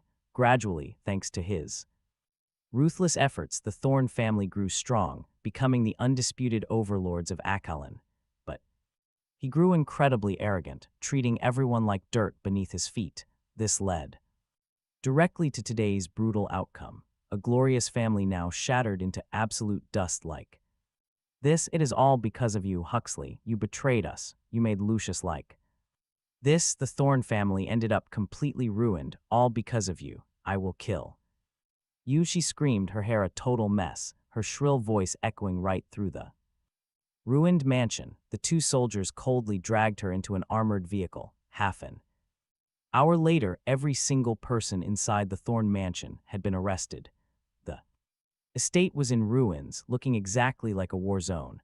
Captain Dallas marched up and saluted the young leader respectfully. "Commander, the mission is complete, awaiting your orders." The eyes of every single soldier locked onto him, waiting for a command. He said nothing, just quietly gazing toward the north. Captain Dallas was curious, not knowing what the commander was thinking, but he did not dare ask. A few minutes later, he finally spoke in a deep voice. "Withdraw." As the order dropped, the entire mansion buzzed with rapid activity. Helicopters, tanks, and armored vehicles loudly roared as they pulled out. Get this, the mighty Thorne family had completely collapsed. In less than 30 minutes, the news spread across Kalin, sending massive shock waves everywhere. The mighty Thorne family was wiped out. Everyone connected was completely arrested. In less than 30 minutes, the Thorne family, whose vast power seemed to reach the sky, simply vanished. Lucius Thorne's related families and all their shady businesses were uprooted. Stick with me. Kalin shook like a massive earthquake when the citizens heard the wild news. Anyone with evidence of the Thorne family's crimes, hand it over immediately. Huge cash rewards are waiting. Wait, really? The Thorne family is actually finished? It is completely true. Anyone with solid evidence, hand it over now and get a massive reward. People say the reward money is coming straight from the Thorne families seized assets. The dark era of the Thorne family is over. So what are you waiting for? All of Kalin boiled with pure excitement. Ordinary citizens cheered and danced. You and I know the Thorne family had terrorized this city for years. Their destruction was absolutely the best news ever, handing over evidence of their terrible crimes and getting rewards. People couldn't sit still. This was a once-in-a-lifetime opportunity. Missing it, a lifetime of regret. Meanwhile, in a secret meeting of elites, the families who avoided the Thorne mansion gathered together. They were sweating nervously, discussing the wild situation. Everyone heard the news outside. Do we hand over the evidence or what? Speak up. Why hesitate now? The Thorne family is completely dead. If we don't hand it over right now, then when? We aren't the Thorne families loyal dogs. The higher-ups won't touch us. One tycoon argued anxiously. Well, not necessarily. Things are escalating fast. At first, I was honestly weighing whether to back the Thorne family or Kalin Vance, who would have thought some terrifying monster would emerge and completely wipe them out in half an hour. If an even stronger power shows up, we are just tiny bugs. The entire room fell dead silent. Handing over the evidence felt like actively inviting disaster, but holding back meant missing the chance to carve up the Thorne family's massive assets, that sweet wealth they had lusted after for years. The Thorne family used to be totally untouchable, but now that they had collapsed, this was a golden opportunity. All eyes turned to Old Man Tobias in the center. Old Tobias, say something. We need your decision. But Old Man Tobias just tapped his cane, staying completely silent. Everyone waited, feeling exactly like they were sitting on burning coals. A dozen seconds later, he was finally about to speak but was abruptly cut off. Bad news. Look at this quickly. A tycoon with a pale face jumped out of his chair. Look at the latest news. That terrorist might be the exact guy who wiped out the Thorne family. What terrorist? Everyone frantically checked their phones. The entire room was absolutely horrified. The local media was flooded with news about the Thorne family. The incident between our MC and Allara was completely twisted into a false assault accusation, and the annihilation of the Thorne family was branded a brutal terrorist attack. Every single piece of information regarding the Thorne family had been wildly distorted, miles away from the truth. Clearly, someone was manipulating things from behind the scenes. Wait, someone else is jumping into the fray. They want to take down the big boss who destroyed the Thorne family. What incredible power. Looks like that big boss is about to go down too.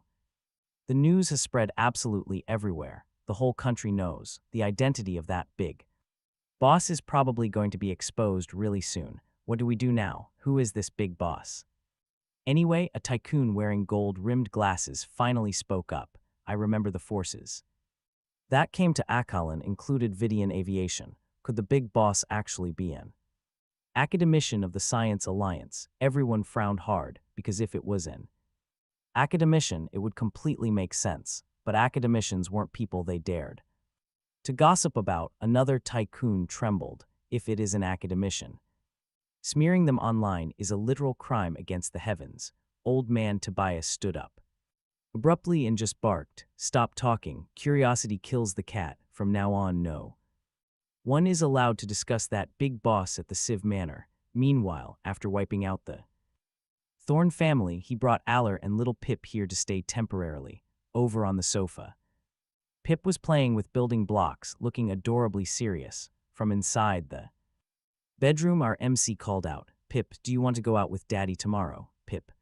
She jumped up, cheering happily. Our guy poked his head out, smiling. "If you wanna go, hurry and help Mommy pack our bags." Pip bolted over, hugging him tight, eyes shining brightly, and asked, "Daddy, tomorrow are we hitting that awesome park you told me about?" Right. Ever since he brought up the park, Pip always remembered it, even dreaming about it. She also remembered his promise, wearing a spacesuit, launching straight into space and sleeping among the stars. He picked her up, laughing. "When we get to the northwest, Daddy will finish the space elevator very soon. When that happens, Pip can go to space." "Thank you, Daddy." Pip happily bounced around the room, her eyes sparkling, face flushed bright red with pure excitement at the thought of flying into space. He smiled and added, "Pip, Daddy remembers your birthday is coming up. On that day, our whole family will go together, okay?" "Yes, yes," Pip cupped his face, her sweet childish voice asking, "So what present is Daddy giving me?" Allara, standing nearby, just laughed and reminded her, "Did you forget Daddy is taking you to space? Isn't that a big enough present?" "That doesn't count." Pip stuck her tongue out, turned to him and said, "Once we're in space, Daddy, can you give me the moon? Do you like the moon?" "Daddy, I love it." Pip loves the moon the most. Allara smiled. "The moon goddess lives there. Daddy is the best daddy in the world. You can do anything." He laughed heartily, feeling absolutely incredible. In the room, Pip danced around, pure happiness overflowing. Watching his daughter, we can feel the weight of those 6 years he never got to see her. He wanted to make up for all that lost time. He wanted Pip to be the happiest girl in the whole world. Allara walked over and gently kissed his cheek. She radiated pure joy, having the man she loved right by her side. This was the feeling of a real family, a loving husband and an adorable daughter. To Allara, as long as the three of them were together, anywhere felt like home. She wanted him by their side forever, but she knew he wasn't just a husband and a father. He was the peerless scholar of the Vidian Republic. He was the literal pillar of the nation. She couldn't afford to be selfish. He belonged to the Vidian Republic. His existence was for the development of the nation. Only when the Vidian Republic was strong could their small family stay protected. Nation first, then home. Allara smiled and said gently, "All right, you two, stop being so clingy. Dinner is finally ready. Let's eat." He smiled, nodded, and led Pip out. But watch this. The second they entered the living room, the TV was absolutely blaring. Is Kalin not part of the Vidian Republic? Such arrogance. This is the Vidian Republic. These terrorists dare to totally disregard the law. Running rampant. Why are they still safe and sound? Where did their weapons come from? Who gave them the audacity? Allara completely froze, turning to the TV. The news was talking about terrorists, but clearly implying it was him. She looked over at him anxiously, but his face was icy cold. Pure killing intent surged. The living room fell dead silent. Suddenly, little Pip's sweet voice broke that heavy tension, mixed with fresh tears. "The TV is lying. Daddy isn't a terrorist. Daddy protects Mommy and Pip. Daddy is a good person. He's a real hero." His daughter's words instantly warmed his heart. Pip was right. Her dad was no bad guy. He looked at Pip, recalling Lucius Thorne's final threat before getting dragged away. "I won't let you off. This is His counterattack, fast indeed. He just smirked coldly, not caring in the slightest, and calmly reassured her. Ara, don't worry, these guys are nothing to me. For Vance, as long as the space elevator project succeeded, nothing else mattered. Are you really okay? Ara trusted him, but still worried those cunning enemies would play dirty. Right on cue, his phone rang, checking the caller ID. Vance just smiled. It was Director Mercer, and his voice sounded absolutely frantic. Vance, don't even speak, just turn on the news right now. Vance laughed. Director, you and I both know it's the remaining Thorne family. Just a bunch of desperate clowns. Honestly, don't even stress. Let's see what these fools dare to pull next. Mercer roared back. You're calm, but I am practically about to die of rage. We can't let this slide. The mastermind gets dragged out. These punks have massive guts. Don't worry, Vance. I'm calling for an immediate investigation. We will literally flip the earth to hunt them down. Thank you.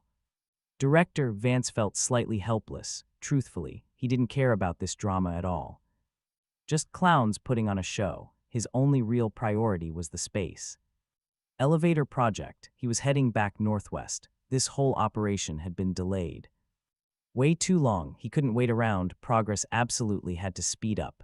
You're right, no more delays. The brass is pushing us, but having you involved means we are at ease. See you soon. After a quick chat, Vance hung up and turned, gently stroking Ara's hair. You aren't stressing about this anymore, right? I didn't even ask, and Director Mercer is already handling the entire mess.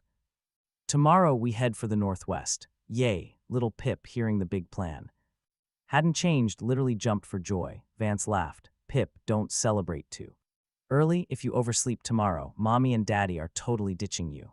Pip panicked and yelled, I'll wake up early. No sleeping in, you have to keep your promise. Vance just smiled, holding out his hand. Come here, pinky promise time.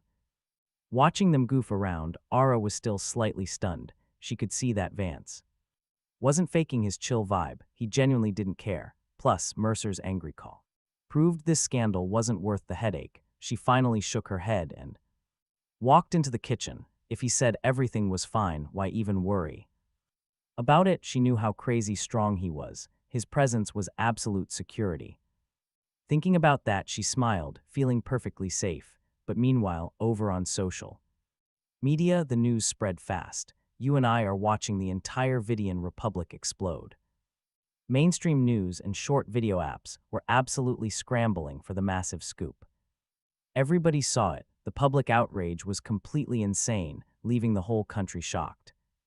Search trends shattered every record. Is this actually real? It sounds completely absurd. This is the Vidian Republic, literally the safest place on Earth. How does this even happen? I bet this is 80% fake news. The Vidian Republic wouldn't ever let something this wild happen, but one internet user aggressively insisted it was confirmed. Some anonymous guy in Akalone assaulted a woman and dodged the law for 6 years. Then recently, because of her, he clashed with a major family, brought an armed terrorist squad and wiped out their entire bloodline. Wait, is there video? Armed terrorists? Who the heck is this guy? Even movies aren't this insane. Keep digging. Who exactly is he? Who dares to flex like this in the Vidian Republic? Such a massive bloodbath, and the higher-ups haven't even blinked. That is exactly the weirdest part. The whole internet is exploding, yet the higher-ups remain completely silent. And even crazier, you literally cannot find a single shred of info on. All right, stick with me here. Someone is clearly hiding his tracks. It gets wild fast. The internet is clever, and they quickly figured out. The suspect was still roaming free, with all his data completely wiped clean. Either he held terrifying power, or a massive war was happening right above everyone's heads. The less the public actually knew about this guy's true identity, the more obsessed the internet became. People guessed he was the young heir of a massive Zenith family. Others suspected a super shady international group. Some even wildly claimed he was a top-tier government official. Right in the middle of this chaos, a top Science Alliance researcher posted something that totally flipped the script. He told everyone to stop fighting. There is no terrorist. the man everyone keeps obsessing over is Kalin Vance, a legendary Vidian Republic scholar. All those online rumors are 100% fake. Conspirators twisted this entire event. Kalin Vance is absolutely not a bad guy. He is the youngest genius scientist in Vidian Republic history for years now. He stayed completely hidden, leading teams to create groundbreaking technology that pushed the Vidian Republic to the top for 6 years. He was stuck in the Northwest perfecting advanced gear, just as his huge space project almost finished. His terrified daughter suddenly called him for help, begging. Because his family was in mortal danger, he had to abandon everything to rescue his loved ones. That is exactly what a real father would do. How is he a terrorist for that? He is an incredible dad, a devoted husband, and a literal pillar of the Vidian Republic. This post absolutely blew up, shooting straight to the top of the trending charts. The whole internet went crazy. This insane plot twist caught everyone off guard. Was it real or fake? Once people saw the researchers' verified badge, they were completely stunned. The supposed villain was actually a legendary Republic scholar, the youngest genius ever, but some people still refused to buy it. If he really is a noble scholar, how do you explain all those crimes? Doubts still lingered. To Vidians, scholars are basically flawless heroes, sacrificing everything for their country with pure souls and total honor. Because of that sky-high standard, nobody wanted to believe a beloved national hero could actually commit the brutal crimes the media reported. But right at this critical moment, another massive bombshell dropped. Online, a random user posted a public confession. They told everyone to stop doubting the researcher. They publicly apologized to the national scholar, Kalin Vance. They confessed to taking bribe money to intentionally drag his name through the mud. They begged everyone to stop spreading fake rumors and questioning his honor. He is a genuine Vidian Republic hero. This confession hit the internet like a heavy boulder smashing into a quiet lake. Soon after, tons of others stepped up, admitting they were also paid to smear his reputation. And it kept going. People dug up his hidden files. The Vidian Republic actually does have a top scholar named Kalin Vance. And wait, he is only 24. He and his mentor built the Republic's very first aircraft carrier from scratch.